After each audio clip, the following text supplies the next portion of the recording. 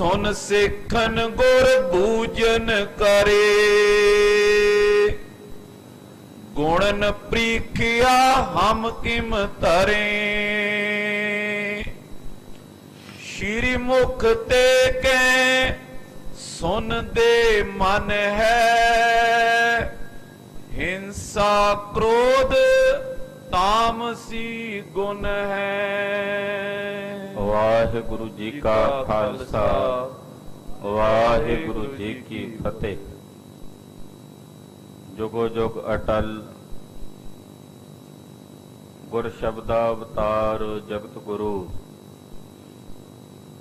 सतगुर बाणी पुरख पुरखोत्तम, बाणी स्यों चित लावै गो। गुरबाणी सुनत मेरा मन द्रव्या, मन भीना निज घर आवै गो।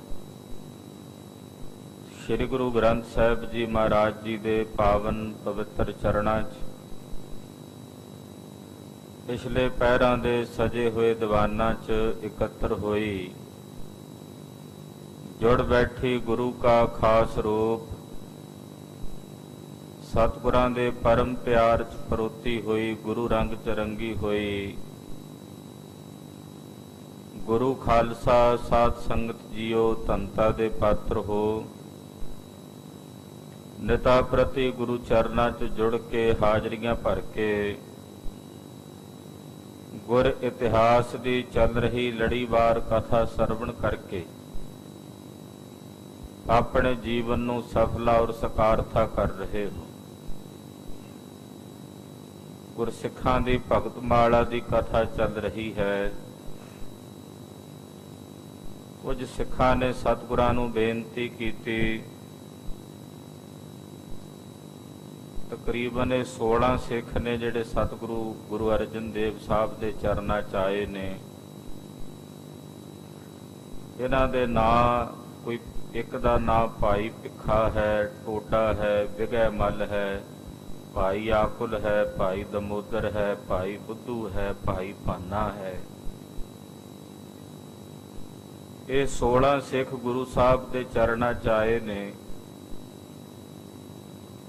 इन्हां ने बेनती कीती, महाराज असी सुल्तानपुर साहब दे वासी हाँ और श्री गुरु अमरदास साहब जी दे समय दे सिख। धन गुरु अमरदास जी ने सानू उपदेश दिता सी अमृत वेले जागण दा, बाणी पढ़न दा, भजन करन दा। असीं उसे तरह कर रहे हैं, धर्म की किरत भी करते हाँ, वंड के भी छकते हाँ, पर महाराज जी साडा मन शांत नहीं होया। गुरुदेव ने वचन किया कि मन शांत सतोगुणी बिरती नाल हुंदा है। जदों तुसी सतोगुण हिरदे 'ਚ धारण करोगे, मन शांत होवेगा।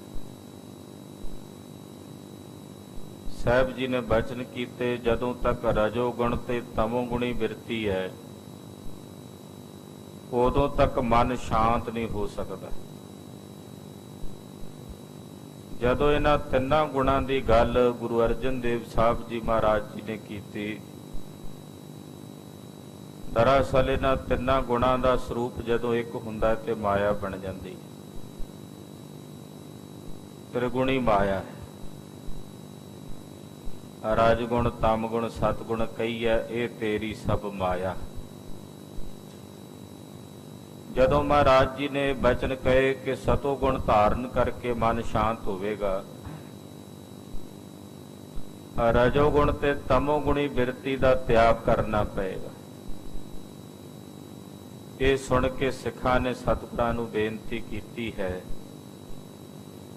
कि महाराज ये 3 गुण असीं किवें जाणीए कि साडे विच किस समय किहड़ा गुण काम कर रहा है। साडी बिरती रजोगुणी है जां फिर तमोगुणी है जां फिर सतोगुणी है, असीं किवें जाणीए। किहड़ा ऐसा पैमाना है जिहदे नाल असीं माप सकते हैं अपने सुभाव नूं? किरपा करके सानू दसो। आओ इत्थों अगे कथा की लड़ी प्रारंभ करिए। ਮਨ ਬਿਰਤੀਆਂ ਇਕਾਗਰ ਕਰਕੇ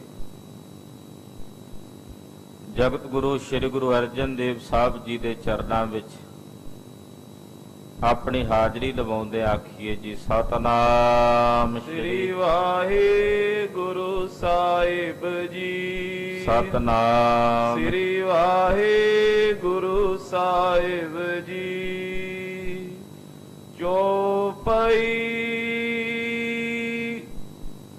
ਸੁਨ ਸਿੱਖਨ ਗੁਰ ਬੂਜਨ ਕਰੇ। ਜਦੋਂ ਮਹਾਰਾਜ ਜੀ ਨੇ ਇਹ ਬਚਨ ਕਹੇ ਕਿ ਤੁਸੀਂ ਸਤੋ ਗੁਣੀ ਬਿਰਤੀ ਧਾਰਨ ਕਰੋ ਤੇ ਮਨ ਸ਼ਾਂਤ ਹੋਵੇਗਾ, ਸੁਣ ਕੇ ਸਿੱਖਾਂ ਨੇ ਪੰਜਵੇਂ ਪਾਤਸ਼ਾਹ ਜੀ ਮਹਾਰਾਜ ਜੀ ਨੂੰ ਬੇਨਤੀ ਕੀਤੀ ਹੈ, ਗੁਣਨ ਪ੍ਰੀਖਿਆ ਹਮ ਕਿਮ ਧਰੇ। ਕਹਿਣ ਲੱਗੇ ਮਹਾਰਾਜ ਜੀ ਅਸੀਂ ਗੁਣਾਂ ਦੀ ਪ੍ਰੀਖਿਆ ਕਿਵੇਂ ਕਰੀਏ, ਕਿਵੇਂ ਜਾਣੀਏ ਕਿ ਸਾਡੇ ਵਿੱਚ ਕਿਹੜਾ ਗੁਣ ਕੰਮ ਕਰ ਰਿਹਾ ਹੈ, ਕਿਵੇਂ ਅਸੀਂ ਆਪਣੇ ਅੰਦਰ ਇਸ ਗੱਲ ਦਾ ਅਨੁਭਵ ਕਰ ਸਕਦੇ ਹਾਂ ਕਿ ਸਾਡੇ ਅੰਦਰ ਇਸ ਵਕਤ ਕਿਸ ਗੁਣ ਦੀ ਬਹੁਲਤਾ ਹੈ।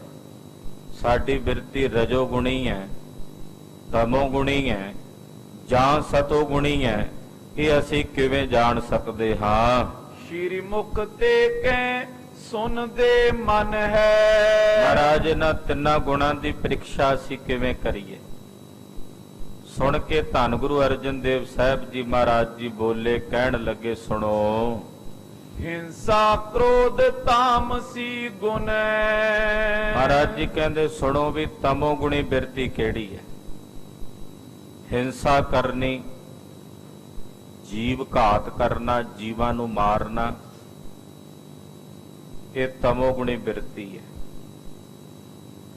ਹਿੰਸਾ ਵੀ ਮਹਾਂਪੁਰਸ਼ਾਂ ਨੇ, ਗੁਰੂ ਨਾਨਕ ਪਾਤਸ਼ਾਹ ਨੇ ਗੁਰੂ ਨਾਨਕ ਪ੍ਰਕਾਸ਼ ਗ੍ਰੰਥ ਵਿੱਚ 3 ਪ੍ਰਕਾਰ ਦੀ ਹਿੰਸਾ ਦਾ ਜ਼ਿਕਰ ਕੀਤਾ।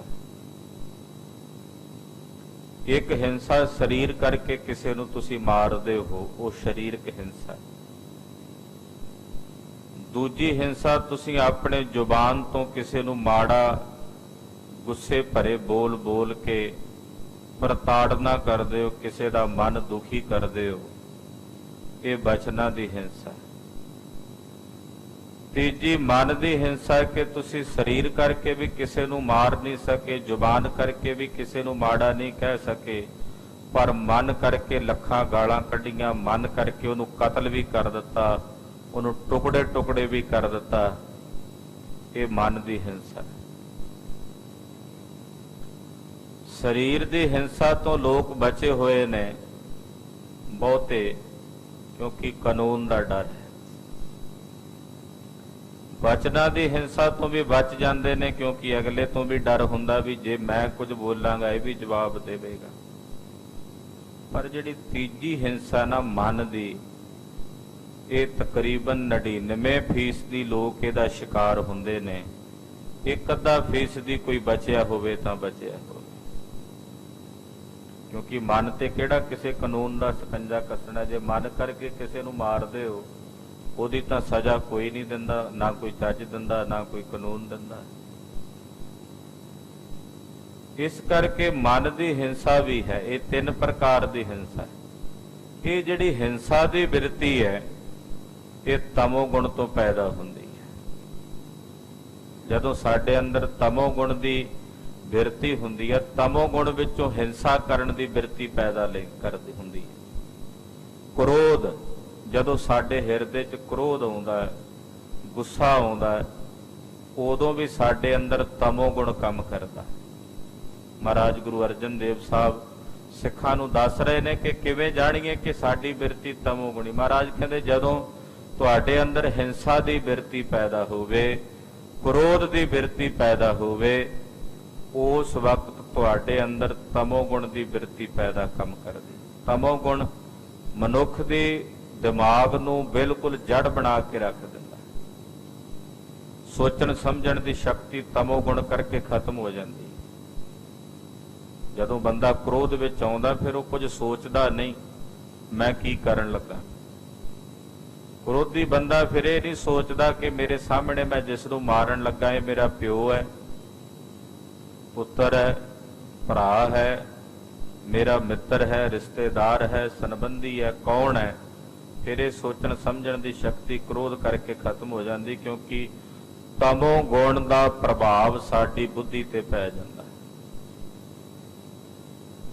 ਉਦੋਂ ਸਾਡੀ ਬਿਰਤੀ ਤਮੋ ਗੁਣੀ ਹੋ ਜਾਂਦੀ। ਹਿੰਸਾ ਔਰ ਕ੍ਰੋਧ ਮਹਾਰਾਜ ਜੀ ਕਹਿੰਦੇ ਇਹ ਤਮੋ ਗੁਣ ਤੋਂ ਪੈਦਾ ਹੁੰਦੇ ਹਨ। ਕਰਨੋ ਲੋਭ ਹਿਰਦੇ ਅਭਿਮਾਨ, ਹਿਰਦੇ 'ਚ ਲਾਲਚ ਪੈਦਾ ਹੋਣਾ, ਲੋਭ, ਆ ਵੀ ਹੋਵੇ ਮੇਰੇ ਕੋਲ, ਆ ਵੀ ਲੈ ਲਵਾਂ, ਆ ਵੀ ਲੈ ਲਵਾਂ। ਜਾਂ ਫਿਰ ਆਪਣੇ ਹਿਰਦੇ 'ਚ ਅਭਿਮਾਨ ਦੀ ਬਿਰਤੀ ਹੋਣੀ, ਮੇਰੇ ਵਰਗਾ ਨਹੀਂ ਹੋਣਾ ਕੋਈ। ਇੱਕ ਸਵੈ ਅਭਿਮਾਨ ਹੁੰਦਾ, ਇੱਕ ਕੱਲਾ ਅਭਿਮਾਨ ਹੁੰਦਾ। ਸਵੈ ਅਭਿਮਾਨੀ ਹੋਣਾ ਕੋਈ ਮਾੜੀ ਗੱਲ ਨਹੀਂ ਹੈ, ਪਰ ਕੱਲਾ ਅਭਿਮਾਨੀ ਹੋਣਾ ਮਾੜਾ ਹੈ। ਸਵੈ ਅਭਿਮਾਨ ਕੀ ਹੈ? ਮੈਂ ਚੰਗਾ ਹਾਂ। ਅਭਿਮਾਨ ਕੀ ਹੈ? ਬਸ ਮੈਂ ਹੀ ਚੰਗਾ ਹਾਂ, ਬਾਕੀ ਸਭ ਮਾੜੇ। ਇਹ ਅਭਿਮਾਨ ਹੈ। ਸਵੈ ਅਭਿਮਾਨ ਹੈ, ਬਸ ਮੈਂ ਚੰਗਾ ਹਾਂ, ਬਾਕੀ ਵੀ ਚੰਗੇ ਨੇ ਪਰ ਮੈਂ ਵੀ ਚੰਗਾ। ਪਰ ਅਭਿਮਾਨ ਇਹ ਹੈ ਬਸ ਮੈਂ ਹੀ ਚੰਗਾ, ਬਾਕੀ ਸਾਰੇ ਮਾੜੇ ਨੇ, ਇਹ ਇਕੱਲਾ ਅਭਿਮਾਨ, ਇਹ ਮਾੜਾ ਹੈ। ਮਹਾਰਾਜ ਜੀ ਕਹਿੰਦੇ ਲੋਭ ਦੀ ਬਿਰਤੀ, ਲਾਲਚ ਦੀ ਬਿਰਤੀ ਔਰ ਅਭਿਮਾਨ ਦੀ ਬਿਰਤੀ ਆਪਣੇ ਹਿਰਦੇ 'ਚ ਰੱਖਣੀ, ਇਹੀ ਰਾਜਸੀ ਗੁਣ ਨ ਪਛਾਨ। ਇਹ ਰਜੋਗੁਣੀ ਬਿਰਤੀ ਹੈ। ਇਹ ਰਜੋਗੁਣ ਤੋਂ ਲੋਭ ਪੈਦਾ ਹੁੰਦਾ ਹੈ, ਰਜੋਗੁਣ ਤੋਂ ਹੀ ਅਭਿਮਾਨ ਪੈਦਾ ਹੁੰਦਾ। ਜਦੋਂ ਅਸੀਂ ਅਭਿਮਾਨੀ ਹੁੰਦੇ ਹਾਂ, ਜਦੋਂ ਅਸੀਂ ਲੋਭੀ ਹੁੰਦੇ ਹਾਂ, ਲਾਲਚੀ ਹੁੰਦੇ ਹਾਂ, ਉਦੋਂ ਸਾਡੇ ਅੰਦਰ ਰਜੋਗੁਣ ਕੰਮ ਕਰਦਾ ਹੈ। ਉਦੋਂ ਸਾਡੀ ਬਿਰਤੀ ਦੇ ਉੱਤੇ ਰਜੋਗੁਣ ਦਾ ਪ੍ਰਭਾਵ ਹੁੰਦਾ ਹੈ। ਮਿੱਠਾ ਬੋਲਨ ਅਰ ਨਿਵ ਚਾਲੇ, ਫਿਰ ਮਿੱਠਾ ਬੋਲਣਾ ਤੇ ਨਿਵ ਕੇ ਚੱਲਣਾ, ਸਭ ਦੇ ਦਾਸ ਬਣ ਕੇ ਨਿਵ ਕੇ ਚੱਲਣ ਦਾ ਭਾਵ ਰੱਖਣਾ। ਇਹੀ ਸ਼ਾਂਤ ਕੀ ਹੈ ਸੁਖ ਵਾਲੇ। ਇਹ ਸਤੋਗੁਣੀ ਬਿਰਤੀ ਹੈ। ਇਹ ਸਤੋਗੁਣ ਚੋਂ ਪੈਦਾ ਹੁੰਦਾ, ਮਿੱਠਾ ਬੋਲਣਾ ਤੇ ਨਿਵ ਕੇ ਚੱਲਣਾ। ਵੈਸੇ ਜੇ ਵਿਸਥਾਰ ਕਰੀਏ ਇਹਨਾਂ ਤਿੰਨਾਂ ਗੁਣਾਂ ਦਾ ਤਾਂ ਬੜਾ ਵਿਸਥਾਰ ਹੈ। ਮਹਾਰਾਜ ਜੀ ਸੰਖੇਪ ਚ ਦੱਸ ਰਹੇ ਨੇ ਤਾਂ ਜੋ ਸਾਨੂੰ ਯਾਦ ਰਹਿ ਜਾਏ। ਤਮੋ ਗੁਣ ਪਹਿਲਾਂ ਦੱਸਿਆ ਕਿਹੜਾ? ਕ੍ਰੋਧ ਕਰਨਾ, ਹਿੰਸਾ ਕਰਨੀ, ਇਹ ਤਮੋ ਗੁਣ।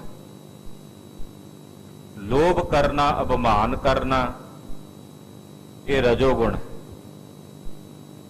ਮਿੱਠਾ ਬੋਲਣਾ, ਨਿਵ ਕੇ ਚੱਲਣਾ, ਇਹ ਸਤੋ ਗੁਣ ਹੈ। ਜਿਹਦੇ 'ਚ ਸਤੋ ਗੁਣ ਵੱਧ ਹੋਵੇਗਾ ਉਹ ਮਿੱਠਾ ਬੋਲੇਗਾ, ਨਿਮ ਕੇ ਚੱਲੇਗਾ, ਸਭ ਨਾਲ ਪਿਆਰ ਭਾਵ ਨਾਲ ਵਿਚਰੇਗਾ, ਹੱਸੇ ਖੇਡੇਗਾ, ਸਭ ਦੇ ਨਾਲ ਖੁਸ਼ੀ ਖਿੜੇ ਮੱਥੇ ਮਿਲੇ ਗਿਲੇਗਾ। ਇਹ ਸਤੋ ਗੁਣ ਦਾ ਪ੍ਰਭਾਵ ਹੈ। ਰਜੋ ਗੁਣ ਦਾ ਪ੍ਰਭਾਵ ਅਭਿਮਾਨੀ, ਆਪਣੇ ਆਪ ਈਗੋ 'ਚ ਹੀ ਰਹਿਣਾ, ਮੈਂ ਹੀ ਹਾਂ ਬਸ, ਦੂਜਿਆਂ ਨੂੰ ਕੁਚਲੀ ਜਾਣਾ, ਲਤਾੜੀ ਜਾਣਾ। ਤੇ ਤਮੋ ਗੁਣ ਤਾਂ ਬਹੁਤਾ, ਸਭ ਤੋਂ ਨੀਵਾਂ ਗੁਣ ਜਿਹੜਾ ਹੈ ਉਹ ਤਮੋ ਗੁਣ ਹੈ, ਤੇ ਸਭ ਤੋਂ ਨਖਿੱਧ ਹੈ। ਮਹਾਰਾਜ ਜੀ ਕਹਿੰਦੇ ਸਤੋ ਗੁਣ ਹੈ ਮਿੱਠਾ ਬੋਲਣਾ ਤੇ ਨਿਵ ਕੇ ਚੱਲਣਾ। ਜਿਸ ਆਹਾਰ ਤੇ ਉਤਪਤ ਹੋਏ। ਹੁਣ ਜਿਹੜਾ ਭੋਜਨ ਹੈ ਉਹ ਵੀ ਤਮੋ ਗੁਣੀ, ਰਜੋ ਗੁਣੀ ਤੇ ਸਤੋ ਗੁਣੀ। ਭੋਜਨ ਵੀ ਤਿੰਨ ਗੁਣਾਂ ਦਾ ਹੁੰਦਾ। ਜਿਹੜੇ ਸਾਡੇ ਅੰਦਰ ਇਹ ਰਜੋ ਗੁਣ, ਤਮੋ ਗੁਣ, ਸਤੋ ਗੁਣ ਪੈਦਾ ਹੁੰਦੇ ਨੇ, ਸਾਡੇ ਖਾਣ ਤੋਂ ਵੀ ਪੈਦਾ ਹੁੰਦੇ। ਜਿਹੋ ਜਿਹਾ ਅਸੀਂ ਖਾਣਾ ਖਾਂਦੇ ਆ ਉਦਾਂ ਦਾ ਸਾਡੇ ਵਿੱਚ ਉਦਾਂ ਦੇ ਗੁਣ ਜਨਮ ਲੈਂਦੇ। ਜੇ ਰਜੋ ਗੁਣੀ ਖਾਵਾਂਗੇ ਰਜੋ ਗੁਣ ਪੈਦਾ ਹੋਵੇਗਾ, ਤਮੋ ਗੁਣ ਖਾਵਾਂ ਤਮੋ ਗੁਣੀ ਭੋਜਨ ਖਾਵਾਂਗੇ ਤੇ ਤਾਮਸੀ ਬਿਰਤੀ ਪੈਦਾ ਹੁੰਦੀ। ਜੈਸਾ ਅੰਨ ਵੈਸਾ ਮਨ, ਇਹ ਵੀ ਪ੍ਰਭਾਵ। ਜਿਹੋ ਜਿਹਾ ਭੋਜਨ ਖਾਵਾਂਗੇ ਸਾਡੀ ਬਿਰਤੀ ਤੇ ਵੀ ਉਸ ਭੋਜਨ ਦਾ ਅਸਰ ਹੁੰਦਾ ਹੈ, ਸਰੀਰ ਤੇ ਵੀ ਅਸਰ ਹੁੰਦਾ। ਬਹੁਤਾ ਭਾਰਾ ਖਾਵਾਂਗੇ, ਤਲਿਆ ਮਲਿਆ ਖਾਵਾਂਗੇ, ਸਰੀਰ ਤੇ ਅਸਰ ਕਰਦਾ। ਜਦੋਂ ਸਰੀਰ ਫਿੱਟ ਨਾ ਹੋਵੇਗਾ ਮਨ ਤੇ ਵੀ ਉਹਦਾ ਅਸਰ ਹੁੰਦਾ।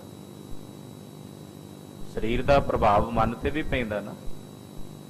ਤੋ ਮਹਾਰਾਜ ਜੀ ਕਹਿੰਦੇ ਜਿਹੜੇ ਇਹ ਤਿੰਨ ਗੁਣ ਨੇ, ਇਸੇ ਤਰ੍ਹਾਂ ਇਹ ਤਿੰਨ ਗੁਣ, ਤਿੰਨ ਪ੍ਰਕਾਰ ਦੇ ਜਿਹੜੇ ਤ੍ਰੈ ਗੁਣੀ ਭੋਜਨ ਨੇ ਉਹਨਾਂ ਤੋਂ ਪੈਦਾ ਹੁੰਦੇ ਨੇ। ਹੁਣ ਉਹ ਤਿੰਨ ਗੁਣਾਂ ਵਾਲਾ ਭੋਜਨ ਕਿਹੜਾ? ਰਜੋ ਗੁਣੀ, ਤਮੋ ਗੁਣੀ ਤੇ ਸਤੋ ਗੁਣੀ ਭੋਜਨ ਕਿਹੜਾ? ਉਹ ਵੀ ਸੁਣੋ। ਸ਼ਰਵਣ ਕਰੋ ਮਨ ਦੇ ਕਰ ਸੋਏ। ਇਹ ਭਾਈ ਮਨ ਦੇ ਕੇ ਇਕਾਗਰ ਕਰਕੇ ਨਾ, ਮਨ ਦੇ ਕੇ ਦਾ ਮਤਲਬ ਹੁੰਦਾ ਵੀ ਮਨ ਇਕਾਗਰ ਕਰਕੇ ਇਹ ਗੱਲਾਂ ਧਿਆਨ ਨਾਲ ਸੁਣੋ। ਇਹ ਤੁਹਾਡੇ ਬੜੇ ਲਾਭ ਵਾਸਤੇ ਨੇ, ਲਾਹੇ ਵਾਸਤੇ ਨੇ। ਨਿਸਬਾਸੀ ਚਰਪਰਾ ਜੋ ਖਾਵੇ। ਮਹਾਰਾਜ ਜੀ ਕਹਿੰਦੇ ਰਾਤ ਦਿਨ ਜਿਹੜਾ ਚਰਪਰਾ ਹੀ ਖਾਈ ਜਾਵੇ। ਚਰਪਰਾ, ਚਰਪਰਾ ਦਾ ਮਤਲਬ ਹੁੰਦਾ ਵੀ ਆ ਖੱਟੇ ਜੇ ਪਦਾਰਥ, ਚਰਪਰੇ ਬਹੁਤੇ ਮਸਾਲਿਆਂ ਵਾਲੇ ਭੋਜਨ, ਬਹੁਤੇ ਮਸਾਲੇ ਪਾਏ ਹੋਣੇ, ਤਲੇ ਹੋਣੇ, ਜਾਂ ਇਸ ਤਰ੍ਹਾਂ ਦੇ ਜਿਹੜੇ ਭੋਜਨ ਹਨ। ਬਹੁ ਸੁਪਤੇ ਪਰ ਨਿੰਦੇ ਅਲਾਵੇ। ਚਰਪਰਾ ਖਾਈ ਜਾਣਾ ਜਾਂ ਫਿਰ ਤਲੇ ਮਲੇ ਭੋਜਨ ਖਾਈ ਜਾਣੇ, ਮਾਸ ਖਾਣਾ, ਫਿਰ ਬਹੁਤ ਸਾਰੇ ਮਸਾਲੇ ਪਾ ਕੇ ਮਸਾਲਿਆਂ ਵਾਲੇ ਭੋਜਨ ਖਾਣੇ, ਔਰ ਇਹ ਖਾ ਕੇ ਫਿਰ ਭੁੱਖ ਸੁੱਤੇ ਰਹਿਣਾ ਨਿੰਦਰਾ ਵਸ ਹੋ ਕੇ, ਫਿਰ ਭੁੱਖ ਹੋ ਕੇ ਸੁੱਤੇ ਰਹਿਣਾ। ਦੁਬਾਰਾ ਪੜੋ। ਬਹੁ ਸੁਪਤੇ ਪਰ ਨਿੰਦੇ ਅਲਾਵੇ। ਬਹੁਤਾ ਸੁੱਤੇ ਰਹਿਣਾ ਤੇ ਦੂਸਰਿਆਂ ਦੀ ਨਿੰਦਾ ਕਰਨੀ, ਪਰ ਨਿੰਦ ਅਲਾਵਾ ਦੂਜਿਆਂ ਦੀ ਨਿੰਦਾ ਕਰਨੀ। ਰਾਖੇ ਆਪਣੋ ਬੇਸ ਮਲੀਨ। ਔਰ ਕੱਪੜੇ ਵੀ ਮੈਲੇ ਕੁਚੈਲੇ ਜੇ ਪਾ ਕੇ ਰੱਖਣੇ, ਸਰੀਰ ਦੀ ਸਾਫ਼ ਸਫਾਈ ਨਾ ਰੱਖਣੀ, ਸਰੀਰ ਨੂੰ ਸਾਫ਼ ਨਾ ਰੱਖਣਾ, ਕੱਪੜੇ ਵੀ ਸਾਫ਼ ਨਾ ਪਾਉਣੇ, ਮੈਲੇ ਕੁਚੈਲੇ ਜੇ ਕੱਪੜੇ ਸਰੀਰ ਤੇ ਪਾ ਕੇ ਰੱਖਣੇ। ਬੋਲੇ ਕੂਰ ਸੰਗ ਬੁੱਧਹੀਨ। ਔਰ ਜ਼ਿਆਦਾ ਝੂਠ ਬੋਲਣਾ, ਕੂੜ ਬੋਲਣਾ, ਤੇ ਫਿਰ ਬੁੱਧੀ ਤੋਂ ਹੀਣੇ ਹੋ ਕੇ ਰਹਿਣਾ। ਇਸ ਤੇ ਤਾਮਸੀ ਗੁਣ ਉਪਜੰਤੇ। ਇਦਾਂ ਦੇ ਕੰਮ ਕਰਨ ਨਾਲ ਹਿਰਦੇ 'ਚ ਤਮੋ ਗੁਣ ਪੈਦਾ ਹੁੰਦਾ ਹੈ, ਤਮ ਛਾਇਆ ਰਹਿੰਦਾ ਹੈ। ਇਹਨੂੰ ਕਹਿੰਦੇ ਨੇ ਤਮ। ਬਹੁਤੇ ਚਰਪਰੇ ਜਾਂ ਮਸਾਲਿਆਂ ਵਾਲੇ ਭੋਜਨ ਖਾਣੇ, ਮੈਲੇ ਕੁਚੈਲੇ ਕੱਪੜੇ ਪਾਉਣੇ, ਬਹੁਤਾ ਸੁੱਤੇ ਰਹਿਣਾ, ਦੂਜਿਆਂ ਦੀ ਨਿੰਦਾ ਕਰਨੀ, ਝੂਠ ਬੋਲਣਾ, ਇਹ ਬਿਰਤੀਆਂ ਇਦਾਂ ਦਾ ਕੰਮ ਕਰਨ ਦੇ ਨਾਲ ਸਾਡੇ ਅੰਦਰ ਤਮੋ ਗੁਣ ਵੱਧਦਾ, ਤਮੋ ਗੁਣ ਪੈਦਾ ਹੁੰਦਾ। ਇਹ ਬੀਜ ਹੈ ਤਮੋ ਗੁਣ ਦਾ। ਆ ਜਿਹੜੀਆਂ ਸਾਰੀਆਂ ਚੀਜ਼ਾਂ ਨੇ ਨਾ, ਇਹ ਤਮੋ ਗੁਣ ਦਾ ਬੀਜ ਹੈ। ਇਸ ਬੀਜ ਨਾਲ ਤਮੋ ਗੁਣ ਪੈਦਾ ਹੁੰਦਾ। ਔਰ ਜਿਵੇਂ ਜਿਵੇਂ ਤਮੋ ਗੁਣ ਪੈਦਾ ਹੋਵੇਗਾ, ਵਧੇਗਾ, ਉਦਾਂ ਉਦਾਂ ਹੀ ਸਾਡੀ ਬਿਰਤੀ ਜੜ ਹੁੰਦੀ ਜਾਏਗੀ। ਸੋਚਣ ਸਮਝਣ ਦੀ ਸ਼ਕਤੀ, ਵਿਵੇਕ ਬੁੱਧੀ ਉਹ ਖਤਮ ਹੁੰਦੀ ਜਾਵੇਗੀ। ਮధుਰ ਸਲਵਣ ਆਹਾਰ ਕਰਨ ਤੇ। ਦੂਜਾ ਹੈ ਰਜੋ ਗੁਣ ਕਿਵੇਂ ਪੈਦਾ, ਕਿਹੜੇ ਭੋਜਨ ਤੋਂ ਪੈਦਾ। ਰਜੋ ਗੁਣੀ ਭੋਜਨ ਕਿਹੜਾ? ਬਹੁਤੇ ਮਿੱਠੇ ਪਦਾਰਥ ਖਾਣੇ, ਮਧੁਰ ਮਿੱਠਾ ਖਾਣਾ, ਬਹੁਤੀਆਂ ਮਿੱਠੀਆਂ ਚੀਜ਼ਾਂ ਦਾ ਭਖਣ ਕਰਨਾ, ਫਿਰ ਸਲਵਣ ਸਲੂਣੇ ਪਦਾਰਥ ਖਾਣੇ, ਬਹੁਤੇ ਮਿੱਠਾ ਖਾਣਾ ਤੇ ਸਲੂਣੇ ਪਦਾਰਥ ਖਾਣੇ ਬਹੁਤੇ। ਇਹ ਨਹੀਂ ਕਹਿ ਰਹੇ ਮਹਾਰਾਜ ਜੀ ਵੀ ਇਹ ਖਾਣੇ ਹੀ ਨਹੀਂ ਹਨ, ਹਰ ਵੇਲੇ ਖਾਈ ਜਾਣੇ, ਉਹਦਾ ਵਿਰੋਧ ਹੈ। ਇਹ ਰੋਜ਼ ਹੀ 2 ਕਿਲੋ ਜਲੇਬੀਆਂ ਦੁੱਧ 'ਚ ਪਾ ਕੇ ਖਾੜੀਆਂ ਹੀ ਖਾਣੀਆਂ, ਜੋ ਮਰਜ਼ੀ ਹੋ ਜਾਏ। ਬਹੁਤਾ ਮਿੱਠਾ ਖਾਈ ਜਾਣਾ, ਬਹੁਤਾ ਪਦਾਰਥ ਜਿਹੜੇ ਨੇ, ਜਾਂ ਬਹੁਤੇ ਸਲੂਣੇ ਪਦਾਰਥ ਖਾਈ ਜਾਣੇ। ਇਸਤਰੀ ਰਮਣ ਸੁਜਸ ਕੋ ਚਹੈ। ਇਸਤਰੀ ਰਮਣ ਕਰਨਾ, ਭੋਗ ਭੋਗਣੇ ਸਰੀਰ ਕਰਕੇ, ਫਿਰ ਆਪਣਾ ਸੁਜਸ ਚਾਹਣਾ ਵੀ ਮੇਰੀ ਵਡਿਆਈ ਹੋਵੇ, ਮੇਰੀ ਸੋਭਾ ਹੋਵੇ, ਲੋਕਾਂ ਵਿੱਚ ਮੇਰਾ ਸੁਜਸ ਹੋਵੇ, ਇਹ ਬਿਰਤੀ ਰੱਖਣੀ। ਗੁਣ ਸੋ ਰਾਜਸੀ ਇਸ ਤੇ ਲਏ। ਇਹਨਾਂ ਚੀਜ਼ਾਂ ਨਾਲ ਰਜੋ ਗੁਣ ਪੈਦਾ ਹੁੰਦਾ ਹੈ। ਇਹ ਰਾਜਸੀ ਗੁਣ, ਇਹ ਰਾਜਸੀ ਗੁਣ ਇਹਨਾਂ ਚੀਜ਼ਾਂ ਤੋਂ ਪੈਦਾ ਹੁੰਦਾ। ਮਿੱਠੇ ਸਲੂਣੇ ਪਦਾਰਥ ਖਾਣ ਨਾਲ, ਸਰੀਰ ਦੇ ਭੋਗ ਭੋਗਣੇ, ਫਿਰ ਆਪਣਾ ਸੁਜਸ ਚਾਹਣਾ ਵੀ ਮੇਰਾ ਸੁਜਸ ਹੋਵੇ, ਇਹਨਾਂ ਚੀਜ਼ਾਂ ਨਾਲ ਹਿਰਦੇ 'ਚ ਰਜੋ ਗੁਣ ਪੈਦਾ ਹੁੰਦਾ ਹੈ। ਇਦਾਂ ਰਾਜਸੀ ਬਿਰਤੀ ਜਿਹੜੀ ਹੈ, ਰਜੋ ਗੁਣੀ ਬਿਰਤੀ, ਉਹ ਪੈਦਾ ਹੁੰਦੀ ਹੈ। ਉਜਲ ਬਸਤਰ ਕਰਨ ਇਸ਼ਨਾਨ। ਫਿਰ ਬਸਤਰ ਕਿਹੋ ਜਿਹੇ ਰਜੋਗੁਣ ਤੇ ਬਹੁਤੇ ਭੜਕੀਲੇ ਲਚਕੀਲੇ ਕੱਪੜੇ ਪਾਉਣੇ, ਇਹ ਵੀ ਰਜੋਗੁਣੀ ਬਿਰਤੀ ਹੈ। ਤਮੋਗੁਣੀ ਬਿਰਤੀ ਦੇ ਕੱਪੜੇ ਮੈਲੇ ਕੁਚੈਲੇ ਕੱਪੜੇ ਪਾਉਣੇ ਉਹ ਤਮੋਗੁਣੀ ਹੈ। ਬਹੁਤੇ ਭੜਕੀਲੇ ਲਚਕੀਲੇ ਕੱਪੜੇ ਪਾਉਣੇ, ਬਸਤਰ ਪਾਉਣੇ, ਜਾਂ ਇਹੋ ਜਿਹੇ ਬਸਤਰ ਪਾਉਣੇ ਜਿਹੜੇ ਪੂਰਨ ਤੌਰ ਤੇ ਸਰੀਰ ਨੂੰ ਕੱਜਣ ਹੀ ਨਾ, ਉਹ ਜਿਹੜੇ ਕੱਪੜੇ ਨੇ ਉਹ ਰਜੋਗੁਣੀ ਕੱਪੜੇ ਨੇ, ਰਜੋਗੁਣ ਪੈਦਾ ਹੁੰਦਾ ਇਹੋ ਜਿਹੇ ਬਸਤਰਾਂ। ਹੁਣ ਤੀਜਾ ਸਤੋਗੁਣ, ਉਹ ਕੀ ਹੈ? ਉਜਵਲ ਕੱਪੜੇ ਪਾਉਣੇ, ਸਫੇਦ ਰੰਗ ਦੇ ਜਾਂ ਹੋਰ ਸਾਫ ਸੁਥਰੇ ਬਿਲਕੁਲ ਸਰਲ ਜੇ ਕੱਪੜੇ ਬਸਤਰ ਸਰੀਰ ਤੇ ਧਾਰਨ ਕਰਨੇ। ਚਾਵਰ ਦਾਲ ਅਲਪ ਕਰ ਖਾਨ, ਔਰ ਇਸ਼ਨਾਨ ਪਾਨ ਕਰਕੇ ਸਰੀਰ ਨੂੰ ਸਾਫ਼ ਰੱਖਣਾ, ਤੇ ਸਰੀਰ ਸਾਫ਼ ਕਰਕੇ ਉਜਵਲ ਕਰਕੇ ਸੋਹਣੇ ਬਸਤਰ ਪਾਉਣੇ। ਚਾਵਰ ਦਾਲ ਯਾਨੀ ਕਿ ਦਾਲ ਚਾਵਲ ਸਤੋਗੁਣੀ ਭੋਜਨ, ਬਿਲਕੁਲ ਸਾਦਾ ਖਾਣਾ। ਹੁਣ ਤਾਂ ਡਾਕਟਰ ਵੀ ਇਹੀ ਸਲਾਹ ਦਿੰਦੇ ਵੀ ਜੇ ਲੰਮਾ ਜੀਵਣਾ ਚਾਹੁੰਦੇ ਹੋ ਤੇ ਆਪਣਾ ਖਾਣਾ ਸਾਦਾ ਕਰ ਦਿਓ। ਤੁਹਾਡੇ ਖਾਣੇ 'ਚ ਜਿੰਨੇ ਮਸਾਲੇ ਘੱਟ ਹੋਣਗੇ ਤੁਹਾਡਾ ਜੀਵਨ ਓਨਾ ਹੀ ਸੁਖੀ ਹੋਵੇਗਾ। ਤੁਹਾਡੇ ਖਾਣੇ 'ਚ ਮਿੱਠਾ ਜਿੰਨਾ ਘੱਟ ਹੋਵੇਗਾ, ਲੂਣ ਜਿੰਨਾ ਘੱਟ ਹੋਵੇਗਾ, ਤੁਹਾਡੇ ਲਈ ਓਨਾ ਹੀ ਸੁਖਦਾਈ ਤੇ ਲਾਹੇਵੰਦ। ਕਬੀਰ ਜੀ ਨੇ ਇਸੇ ਕਰਕੇ ਕਿਹਾ, ਕਬੀਰ ਖੂਬ ਖਾਨਾ ਖੀਚੜੀ ਜਾਂ ਮੈਂ ਅੰਮ੍ਰਿਤ ਲੋਨ, ਹੀਰਾ ਰੋਟੀ ਕਾਰਨੇ ਗਲਾ ਕਟਾਵੇ ਕੌਣ। ਕਹਿੰਦੇ ਅਸੀਂ ਕਿਉਂ ਦੂਜੀਆਂ ਬਿਰਤੀਆਂ ਧਾਰਨ ਕਰੀਏ, ਸਾਡੇ ਲਈ ਤਾਂ ਖਿਚੜੀ ਵਧੀਆ। ਖਿਚੜੀ ਤੋਂ ਭਾਵ ਇਹ ਆ ਵੀ ਸਾਦਾ ਖਾਣਾ, ਦਾਲ ਫੁਲਕਾ ਸਬਜ਼ੀ ਭਾਜੀ ਜਿਹੜੀ ਬਣਾਣੀ ਆ ਉਹਦੇ ਵਿੱਚ ਘੱਟ ਮਸਾਲੇ, ਘੱਟ ਲੂਣ, ਘੱਟ ਜਿਹੜੇ ਹੋਰ ਪਦਾਰਥ ਨੇ ਉਹ ਬਿਲਕੁਲ ਸੰਜਮ ਦੇ ਰੱਖ ਕੇ ਸਤੋਗੁਣੀ ਭੋਜਨ। ਮਹਾਰਾਜ ਜੀ ਕਹਿੰਦੇ ਇਹ ਜਿਹੜਾ ਭੋਜਨ ਹੈ ਇਹਨੂੰ ਸਾਤਵਿਕ ਭੋਜਨ ਕਹਿੰਦੇ ਨੇ। ਔਰ ਥੋੜਾ ਖਾਣਾ, ਪੇਟ ਭਰ ਕੇ ਪਸ਼ੂ ਵਾਂਗੂ ਨਹੀਂ ਖਾਣਾ, ਥੋੜਾ ਖਾਣਾ। ਹੋਏ ਸ਼ਾਂਤ ਕੀ ਗੁਣ ਇਨ ਕਰੇ, ਇਦਾਂ ਕਰਨ ਦੇ ਨਾਲ ਤੁਹਾਡੇ ਅੰਦਰ ਸਤੋਗੁਣ ਵਧੇਗਾ। ਸਿੱਖਾਂ ਨੂੰ ਮਹਾਰਾਜ ਜੀ ਨੇ ਕਿਹਾ ਸੀ ਵੀ ਸਤੋਗੁਣ ਧਾਰੋਗੇ ਤੇ ਜਿੰਨਾ ਤੁਹਾਡੇ 'ਚ ਸਤੋਗੁਣ ਵੱਧ ਹੋਵੇਗਾ ਉਹਨਾਂ ਤੁਹਾਡਾ ਮਨ ਸ਼ਾਂਤ ਹੋਵੇਗਾ। ਰਜੋਗੁਣ ਤਮੋਗੁਣ ਹੋਵੇਗਾ, ਮਨ ਸ਼ਾਂਤ ਨਹੀਂ ਹੋਵੇਗਾ। ਉਹ ਦੱਸ ਦਿੱਤਾ ਮਹਾਰਾਜ ਜੀ ਨੇ ਵੀ ਤਮੋਗੁਣ ਕਿੱਥੋਂ ਪੈਦਾ ਹੁੰਦਾ, ਕਿਹੋ ਜਿਹੇ ਭੋਜਨ 'ਚੋਂ ਪੈਦਾ ਹੁੰਦਾ, ਕਿਹੋ ਜਿਹੇ ਕੱਪੜਿਆਂ 'ਚੋਂ ਪੈਦਾ ਹੁੰਦਾ। ਰਜੋਗੁਣ ਕਿਹੋ ਜਿਹੇ ਕੱਪੜਿਆਂ ਵਿੱਚੋਂ, ਕਿਹੋ ਜਿਹੇ ਭੋਜਨ 'ਚੋਂ ਪੈਦਾ ਹੁੰਦਾ, ਕਿਹੋ ਜਿਹੀ ਬਿਰਤੀ 'ਚੋਂ ਪੈਦਾ ਹੁੰਦਾ। ਤੇ ਸਤੋਗੁਣ ਕਿਹੋ ਜਿਹਾ ਭੋਜਨ ਤੇ ਕਿਹੋ ਜਿਹਾ ਬਿਰਤੀ ਦਾ ਸੁਭਾਅ ਤੋਂ ਪੈਦਾ ਹੁੰਦਾ। ਮਹਾਰਾਜ ਜੀ ਕਹਿੰਦੇ ਜਦੋਂ ਸਾਦਾ ਛਕੋਗੇ ਔਰ ਸਾਦਾ ਹੀ ਪਹਿਨੋਗੇ ਔਰ ਥੋੜਾ ਖਾਵੋਗੇ, ਥੋੜਾ ਸੋਵੋਗੇ, ਇਦਾਂ ਦੀ ਬਿਰਤੀ ਰੱਖੋਗੇ ਤੇ ਤੁਹਾਡੇ ਅੰਦਰ ਸਤੋਗੁਣ ਵੱਧ ਪੈਦਾ ਹੋਵੇਗਾ, ਸਤੋਗੁਣ ਜਨਮ ਲਵੇਗਾ। ਇਨੋ ਪਰੀਖਿਆ ਕੋਈ ਮਤਰੇ, ਇੱਕ ਤਾਂ ਇਹ ਹੈ ਤਰੀਕਾ, ਉੱਪਰ ਮਹਾਰਾਜ ਜੀ ਨੇ ਦੱਸ ਦਿੱਤਾ। ਕਹਿੰਦੇ ਹੁਣ ਇੱਕ ਹੋਰ ਤਰੀਕਾ ਹੈ ਇਹਨਾਂ ਦੀ ਪ੍ਰੀਖਿਆ ਕਰਨ ਦਾ।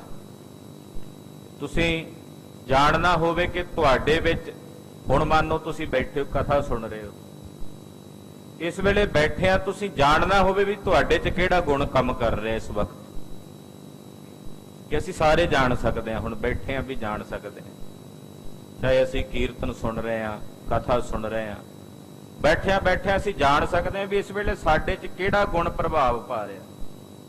ਸਾਰਿਆਂ ਤੇ ਵੱਖਰਾ ਵੱਖਰਾ ਗੁਣ ਹੈ। ਇਹ ਨਹੀਂ ਕਿ ਇਸ ਵੇਲੇ ਤੁਹਾਡੇ ਸਾਰਿਆਂ ਤੇ ਸਤੋਗੁਣ ਛਾਇਆ ਹੋਇਆ, ਇਹ ਵੀ ਨਹੀਂ ਸਾਰਿਆਂ ਤੇ ਰਜੋਗੁਣ ਹੈ, ਇਹ ਵੀ ਨਹੀਂ ਸਾਰਿਆਂ ਤੇ ਤਮੋਗੁਣ ਹੈ। ਕਿਸੇ ਦੇ ਅੰਦਰ ਤਮੋਗੁਣ ਹੋਵੇਗਾ, ਕਿਸੇ ਅੰਦਰ ਰਜੋਗੁਣ ਹੋਵੇਗਾ, ਕਿਸੇ 'ਚ ਸਤੋਗੁਣ ਵੀ ਹੋਵੇਗਾ, ਕਿਉਂਕਿ ਇਹ ਪ੍ਰਕਿਰਤੀ ਰਹਿੰਦੀ ਤਿੰਨਾਂ ਗੁਣਾਂ 'ਚ। ਮਹਾਰਾਜ ਜੀ ਕਹਿੰਦੇ ਹੁਣ ਤੁਹਾਨੂੰ ਇੱਕ ਹੋਰ ਪਰਖ ਦਾ ਤਰੀਕਾ ਦੱਸ ਦਿੰਦੇ ਆ ਵੀ ਤੁਸੀਂ ਕਿਵੇਂ ਜਾਣ ਸਕਦੇ ਹੋ ਕਿ ਇਸ ਵਕਤ ਤੁਹਾਡੇ 'ਚ ਕਿਹੜਾ ਗੁਣ ਕੰਮ ਕਰ ਰਿਹਾ ਹੈ। ਸਨਮੁਖ ਸ਼ਬਦ ਬਦਨ ਦ੍ਰਿਗ ਕਰੀਏ, ਕਹਿੰਦੇ ਸਤਿਗੁਰਾਂ ਦੇ ਸਨਮੁਖ ਹੋ ਕੇ ਤੁਸੀਂ ਬੈਠ ਜਾਓ, ਆਪਣੀਆਂ ਅੱਖਾਂ ਤੇ ਆਪਣਾ ਚਿਹਰਾ ਸਤਿਗੁਰਾਂ ਵੱਲ ਕਰਕੇ ਬੈਠ ਜਾਓ। ਅਰਥ ਵਾਸਤਵ ਸਮਝ ਸੋ ਧਰੀਏ, ਜਿਹੜਾ ਸ਼ਬਦ ਕੀਰਤਨ ਵਿੱਚ ਗਾਇਆ ਜਾ ਰਿਹਾ ਹੈ ਜਾਂ ਕਥਾ ਵਿੱਚ ਕਿਹਾ ਜਾ ਰਿਹਾ ਹੈ, ਉਹਦੇ ਅਰਥਾਂ ਨੂੰ ਤੁਸੀਂ ਚੰਗੀ ਤਰ੍ਹਾਂ ਆਪਣੇ ਹਿਰਦੇ 'ਚ ਵਿਚਾਰੋ। ਵੀ ਜੋ ਤੁਸੀਂ ਸੁਣ ਰਹੇ ਹੋ, ਤੁਹਾਡੇ ਹਿਰਦੇ 'ਚ ਉਹਦੀ ਨਾਲ ਵਿਚਾਰ ਚੱਲ ਰਹੀ ਹੈ, ਨਾਲ ਤੁਸੀਂ ਉਹਨਾਂ ਸ਼ਬਦਾਂ ਨੂੰ ਆਪਣੇ ਹਿਰਦੇ 'ਚ ਵਿਚਾਰ ਰਹੇ ਹੋ। ਮਨ ਟਿਕ ਰਹੇ ਨਾ ਡੋਲੇ ਜਾਏ। ਤੁਹਾਡਾ ਮਨ ਬਿਲਕੁਲ ਟਿਕਿਆ ਹੋਇਆ ਹੈ, ਉਹ ਡੋਲ ਨਹੀਂ ਰਿਹਾ ਤੇ ਨਾ ਹੀ ਕਿਤੇ ਜਾ ਰਿਹਾ ਹੈ। ਇਸ ਟਾਈਮ ਬਿਲਕੁਲ ਇੱਕ ਜਗ੍ਹਾ ਤੇ ਸ਼ਬਦ ਦੇ ਵਿੱਚ ਲੱਗਾ ਹੋਇਆ, ਕਥਾ ਵਿੱਚ ਲੱਗਾ ਹੋਇਆ, ਕੀਰਤਨ ਵਿੱਚ ਲੱਗਾ ਹੋਇਆ। ਤੁਹਾਡੇ ਮਨ ਵਿੱਚ ਬਿਲਕੁਲ ਇਕਾਗਰਤਾ ਬਣੀ ਹੋਈ ਹੈ ਔਰ ਜਿਹੜਾ ਸ਼ਬਦ ਤੁਸੀਂ ਸੁਣ ਰਹੇ ਹੋ ਉਹ ਤੁਹਾਨੂੰ ਪੂਰਾ ਸਮਝ ਪੈ ਰਿਹਾ ਹੈ, ਪੂਰਨ ਤੌਰ ਤੇ ਉਹਦੀ ਸਮਝ ਆ ਰਹੀ ਹੈ ਔਰ ਤੁਹਾਡੇ ਹਿਰਦੇ 'ਚੋਂ ਵਸ ਰਿਹਾ ਹੈ। ਤੁਹਾਡਾ ਮਨ ਇਕਾਗਰ ਹੈ, ਟਿਕਿਆ ਹੋਇਆ, ਡੋਲ ਨਹੀਂ ਰਿਹਾ ਤੇ ਨਾ ਹੀ ਕਿਤੇ ਜਾ ਰਿਹਾ ਹੈ। ਤੋ ਗੁਣ ਸ਼ਾਂਤ ਕੀ ਕੇ ਲਖ ਪਾਏ। ਤੁਸੀਂ ਇਹ ਸਮਝ ਲਓ ਕਿ ਤੁਹਾਡੇ ਵਿੱਚ ਇਸ ਵਕਤ ਸਤੋ ਗੁਣ ਕੰਮ ਕਰ ਰਿਹਾ ਹੈ। ਤੁਹਾਡੇ ਅੰਦਰ ਸ਼ਾਂਤ ਕੀ ਗੁਣ ਕੰਮ ਕਰ ਰਿਹਾ, ਸਤੋ ਗੁਣ ਕੰਮ ਕਰ ਰਿਹਾ। ਜੇ ਤੁਹਾਡੀ ਇਹ ਬਿਰਤੀ ਹੈ ਤੇ ਫਿਰ ਸਮਝ ਲਓ ਕਿ ਤੁਹਾਡੇ 'ਚ ਸਤੋ ਗੁਣ ਇਸ ਵੇਲੇ ਕੰਮ ਕਰ ਰਿਹਾ ਹੈ। ਤੁਸੀਂ ਸਤੋ ਗੁਣੀ ਬਿਰਤੀ ਦੇ ਪ੍ਰਭਾਵ ਥੱਲੇ ਬੈਠੇ ਹੋ। ਕਬ ਮਨ ਟਿਕੇ ਡੋਲ ਕਬ ਧਾਵੇ। ਪਰ ਜੇ ਤੁਹਾਡਾ ਮਨ ਕਦੇ ਤਾਂ ਟਿਕ ਜਾਂਦਾ, ਕਥਾ ਵਿੱਚ ਲੱਗ ਜਾਂਦਾ, ਕਦੇ ਭੱਜ ਜਾਂਦਾ, ਕਦੇ ਟਿਕ ਗਿਆ ਕਦੇ ਭੱਜ ਗਿਆ। ਇੱਕ ਗੱਲ ਸੁਣੀ ਭੱਜ ਗਿਆ, ਫਿਰ ਸੁਣੀ ਫਿਰ ਭੱਜ ਗਿਆ, ਵੀ ਟਿਕ ਨਹੀਂ ਰਿਹਾ, ਭੱਜਦਾ ਫਿਰ ਟਿਕਦਾ, ਕਦੇ ਟਿਕ ਗਿਆ ਕਦੇ ਫਿਰ ਚੰਚਲ ਹੋ ਗਿਆ। ਏਦਾਂ ਵੀ ਹੁੰਦਾ ਨਾ ਸਾਡੇ ਨਾਲ। ਗੁਰਬਾਣੀ ਪੜ੍ਹਦੇ ਆ ਕਈ ਵਾਰੀ ਬਿਲਕੁਲ ਸ਼ਾਂਤ ਹੁੰਦਾ, ਗੁਰਬਾਣੀ ਦਾ ਕੱਲਾ ਕੱਲਾ ਅੱਖਰ ਸਮਝ ਆਈ ਜਾਂਦਾ ਜੋ ਅਸੀਂ ਪੜ੍ਹਦੇ ਹਾਂ, ਉਦੋਂ ਸਾਡੇ ਅੰਦਰ ਸਤੋ ਗੁਣ ਕੰਮ ਕਰਦਾ। ਪਰ ਕਦੇ ਲੱਗ ਗਿਆ ਮਨ, ਕਦੇ ਭੱਜ ਗਿਆ, ਕਦੇ ਇੱਕ ਪੰਕਤੀ ਪੜ੍ਹੀਆਂ, ਚਾਰ ਪੰਕਤੀਆਂ ਪੜ੍ਹੀਆਂ ਯਾਦ, ਉਹ ਧਿਆਨ ਨਾਲ ਪੜ੍ਹ ਲਈਆਂ, ਮੁੜ ਕੇ 5-7 ਕਿਹੜੇ ਵੇਲੇ ਪੜ੍ਹ ਗਈਆਂ ਪਤਾ ਹੀ ਨਹੀਂ ਲੱਗਾ, ਮਨ ਕਿੱਥੇ ਚਲਾ ਗਿਆ। ਕਹਿੰਦੇ ਕਦੇ ਟਿਕ ਜਾਏ ਤੇ ਕਦੇ ਡੋਲ ਜਾਵੇ। ਇਹੀ ਰਾਜਸੀ ਗੁਣ ਅਧਿਕਾਵੇ। ਉਸ ਵਕਤ ਤੁਹਾਡੇ ਵਿੱਚ ਰਜੋ ਗੁਣ ਕੰਮ ਕਰ ਰਿਹਾ, ਉਦੋਂ ਤੁਹਾਡੀ ਬਿਰਤੀ ਤੇ ਰਜੋ ਗੁਣ ਪ੍ਰਭਾਵ ਪਾ ਰਿਹਾ। ਇਹ ਸਮਝ ਲਓ, ਕਦੇ ਟਿਕ ਗਿਆ ਕਦੇ ਭੱਜ ਗਿਆ, ਉਸ ਵਕਤ ਮਨ ਤੇ ਰਜੋ ਗੁਣ ਪ੍ਰਭਾਵ ਪਾਉਂਦਾ। ਉਦੋਂ ਸਾਡੀ ਬਿਰਤੀ ਰਜੋ ਗੁਣੀ ਪ੍ਰਭਾਵ ਦੇ ਥੱਲੇ ਹੁੰਦੀ ਹੈ। ਜੇ ਨਾ ਠਹਿਰੇ ਸਮਝ ਨਾ ਆਵੇ। ਪਰ ਤੁਹਾਡਾ ਮਨ ਜੇ ਠਹਿਰੇ ਹੀ ਨਾ, ਇੱਕ ਮਿੰਟ ਵਾਸਤੇ ਵੀ ਨਾ ਠਹਿਰੇ, ਤੇ ਨਾ ਹੀ ਤੁਹਾਨੂੰ ਸਮਝ ਆਵੇ ਵੀ ਕੀ ਕਥਾ ਹੋ ਰਹੀ ਹੈ, ਕੀ ਕੀਰਤਨ ਹੋ ਰਿਹਾ, ਸਮਝ ਵੀ ਨਾ ਆਵੇ, ਬਿਲਕੁਲ ਹੀ ਨਾ ਸਮਝ ਆਵੇ। ਕਈਆਂ ਦੀ ਬਿਰਤੀ ਏਦਾਂ ਦੀ ਵੀ ਹੁੰਦੀ ਹੈ, ਬਿਲਕੁਲ ਹੀ ਨਹੀਂ ਸਮਝ ਆਉਂਦੀ, ਬਿਲਕੁਲ ਹੀ ਉਹਨਾਂ ਦੇ ਸੋਝੀ ਵਿੱਚ ਨਹੀਂ ਹੁੰਦਾ ਤੇ ਨਾ ਹੀ ਉਹਨਾਂ ਦਾ ਮਨ ਉੱਥੇ ਟਿਕਦਾ, ਇੱਕ ਸਕਿੰਟ ਵਾਸਤੇ ਵੀ ਨਹੀਂ ਟਿਕਦਾ, ਬਾਹਰ ਹੀ ਭੱਜਿਆ ਰਹਿੰਦਾ ਔਰ ਨਾ ਹੀ ਉਹਨਾਂ ਨੂੰ ਕੁਝ ਸਮਝ ਆਉਂਦੀ ਹੈ। ਇਹੀ ਤਾਮਸੀ ਗੁਣ ਵਰਤਾਵੇ। ਮਹਾਰਾਜ ਜੀ ਕਹਿੰਦੇ ਉਸ ਵਕਤ ਇਹਦੇ ਅੰਦਰ ਫਿਰ ਤਮੋ ਗੁਣ ਪ੍ਰਭਾਵ ਪਾਈ ਬੈਠਾ ਹੁੰਦਾ।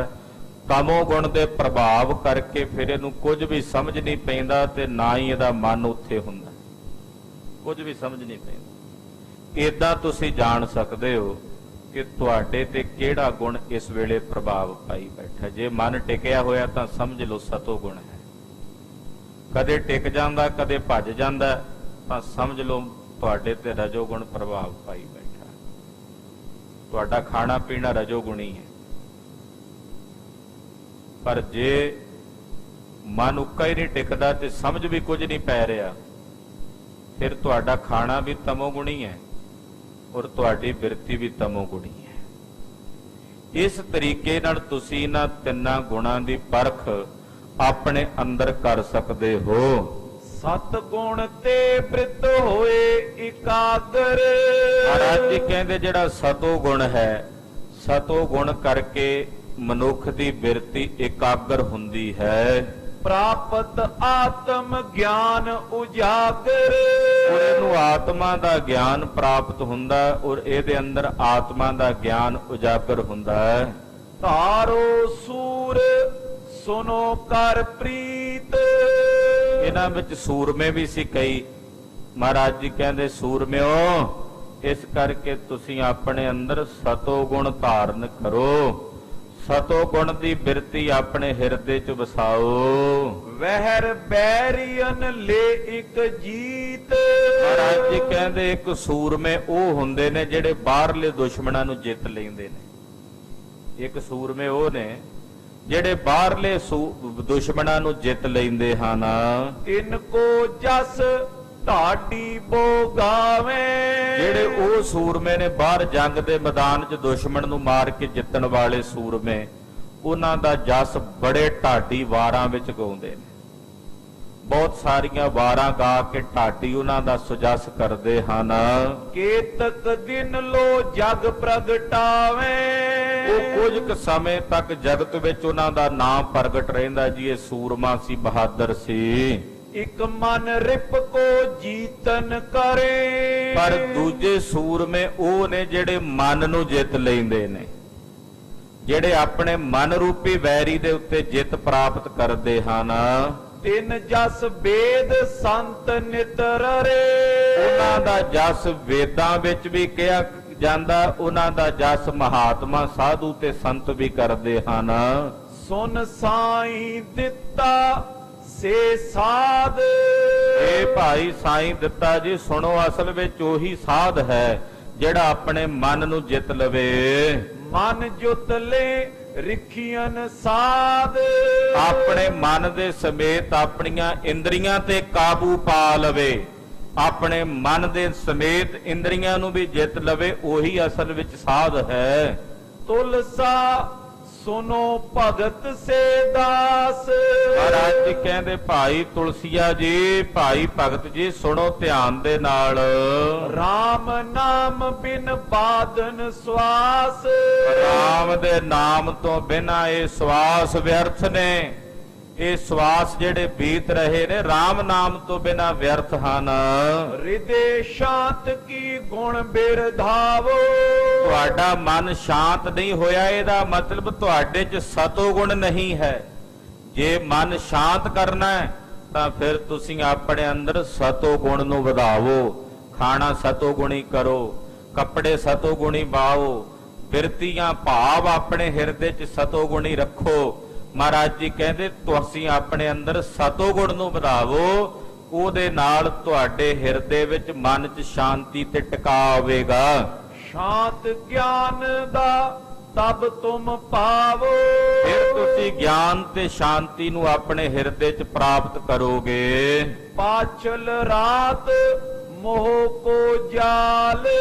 ਪਿਛਲੀ ਰਾਤ ਯਾਨੀ ਕਿ ਅੰਮ੍ਰਿਤ ਵੇਲੇ ਉੱਠ ਕੇ ਆਪਣੇ ਹਿਰਦੇ 'ਚ ਮੋਹ ਨੂੰ ਸਾੜ ਕੇ ਸਿੱਖ ਜਾਗਤ ਹੈ ਨਾਮ ਸੰਭਾਲ। ਅੰਮ੍ਰਿਤ ਵੇਲੇ ਸਿੱਖ ਜਾਗਦੇ ਨੇ, ਉੱਠਦੇ ਨੇ, ਔਰ ਉੱਠਦਿਆਂ ਸਾਰ ਪਾਰ ਬ੍ਰਹਮ ਪਰਮੇਸ਼ਰ ਦੇ ਨਾਮ ਨੂੰ ਆਪਣੀ ਰਸਨਾ ਤੋਂ ਸੰਭਾਲਦੇ ਹਨ। ਛੁਦਤ ਨੰਗਨ ਕੋ ਦੇਖੇ ਨਾਈ। ਜਿਹੜਾ ਸਿੱਖ ਹੈ ਉਹ ਕਿਸੇ ਭੁੱਖੇ ਨੂੰ ਨਹੀਂ ਵੇਖ ਸਕਦਾ, ਕਿਸੇ ਨੰਗੇ ਨੂੰ ਨਹੀਂ ਵੇਖ ਸਕਦਾ। ਉਹ ਭੁੱਖੇ ਦੀ ਭੁੱਖ ਤੇ ਨੰਗੇ ਦਾ ਨੰਗੇਜ ਕੱਢਣ ਦਾ ਯਤਨ ਕਰਦਾ ਹੈ। ਕਰੇ ਕਾਮਨਾ ਪੂਰਨ ਤਾਈ। ਔਰ ਉਹਨਾਂ ਦੇ ਮਨ ਦੀਆਂ ਕਾਮਨਾਵਾਂ ਪੂਰਨ ਕਰਦਾ ਹੈ। ਇਕ ਤੇ ਜੇ ਨਾ ਕਾਮਨਾ ਪੁਰੇ। ਜੇ ਕਿਸੇ ਇੱਕ ਤੋਂ ਉਹ ਕਾਮਨਾ ਪੂਰੀ ਨਾ ਵੀ ਹੋ ਸਕੇ, ਸਭ ਮਿਲ ਕਰ ਤਿਸ ਦੈ ਬੋ ਕਰੀ। ਮੰਨ ਲਓ ਕਿ ਇੱਕ ਜਣਾ ਕਿਸੇ ਦੀ ਲੋੜ ਪੂਰੀ ਨਹੀਂ ਕਰ ਸਕਦਾ ਤੇ 10 ਸਿੱਖ ਰਲ ਕੇ ਕਰ ਦਿਓ, 100 ਸਿੱਖ ਰਲ ਕੇ ਕਰ ਦਿਓ, 1000 ਸਿੱਖ ਰਲ ਕੇ ਵੀ ਕਰ ਸਕਦੇ ਹੋ। ਮਹਾਰਾਜ ਜੀ ਕਹਿੰਦੇ ਜੇ ਇੱਕ ਕੋਲੋਂ ਕਿਸੇ ਦੀ ਜ਼ਰੂਰਤ ਪੂਰੀ ਨਹੀਂ ਹੋਈ, ਉਹ ਤੁਸੀਂ ਕਈ ਜਣੇ ਰਲ ਕੇ ਵੀ ਪੂਰੀ ਕਰ ਸਕਦੇ ਹੋ। ਸਤ ਸੰਗਤ ਮਗਵਾ ਸਮ ਹੋਏ। ਮਹਾਰਾਜ ਜੀ ਕਹਿੰਦੇ ਜਿਹੜੀ ਗੁਰੂ ਕੀ ਸੰਗਤ ਹੈ ਉਹ ਬੱਦਲ ਦੇ ਸਮਾਨ ਹੁੰਦੀ ਹੈ, ਮੀਂਹ ਦੇ ਸਮਾਨ ਹੁੰਦੀ ਹੈ। ਨੀਵੇਂ ਹੋਏ ਕਰ ਬਰਖਤ ਸੋਏ। ਜਿਵੇਂ ਬੱਦਲ ਨੀਵੇਂ ਹੋ ਕੇ ਵਰਦੇ ਨੇ ਨਾ, ਏਦਾਂ ਜਿਹੜੀ ਸੰਗਤ ਹੈ ਉਹ ਕਾਮ ਧੇਨ ਗਊ ਵਾਂਗੂ ਸਾਰਿਆਂ ਦੀਆਂ ਇੱਛਾਵਾਂ ਪੂਰੀ ਕਰਨ ਦੀ ਸਮਰੱਥਾ ਰੱਖਦੀ ਹੈ। ਸੰਗਤ ਕਾਮ ਧੇਨ ਗਊ ਮਾਨਿੰਦ ਵੀ ਹੈ। ਦੋਏ ਸਮੇਂ ਧਰਮਸ਼ਾਲਾ ਜਾਵੋ। ਮਹਾਰਾਜ ਜੀ ਕਹਿੰਦੇ ਦੋਵੇਂ ਸਮੇਂ ਸਵੇਰੇ ਸ਼ਾਮ ਗੁਰਦੁਆਰੇ ਜਾਣਾ। ਪਹਿਲਾ ਨਾਂ ਧਰਮਸ਼ਾਲਾ ਸੀ, ਪੰਜਵੇਂ ਪਾਤਸ਼ਾਹ ਜੀ ਮਹਾਰਾਜ ਜੀ ਤੋਂ ਸਮੇਂ ਧਰਮਸ਼ਾਲਾ ਦਾ ਨਾਮ ਬਦਲ ਕੇ ਗੁਰਦੁਆਰਾ ਪਿਆ।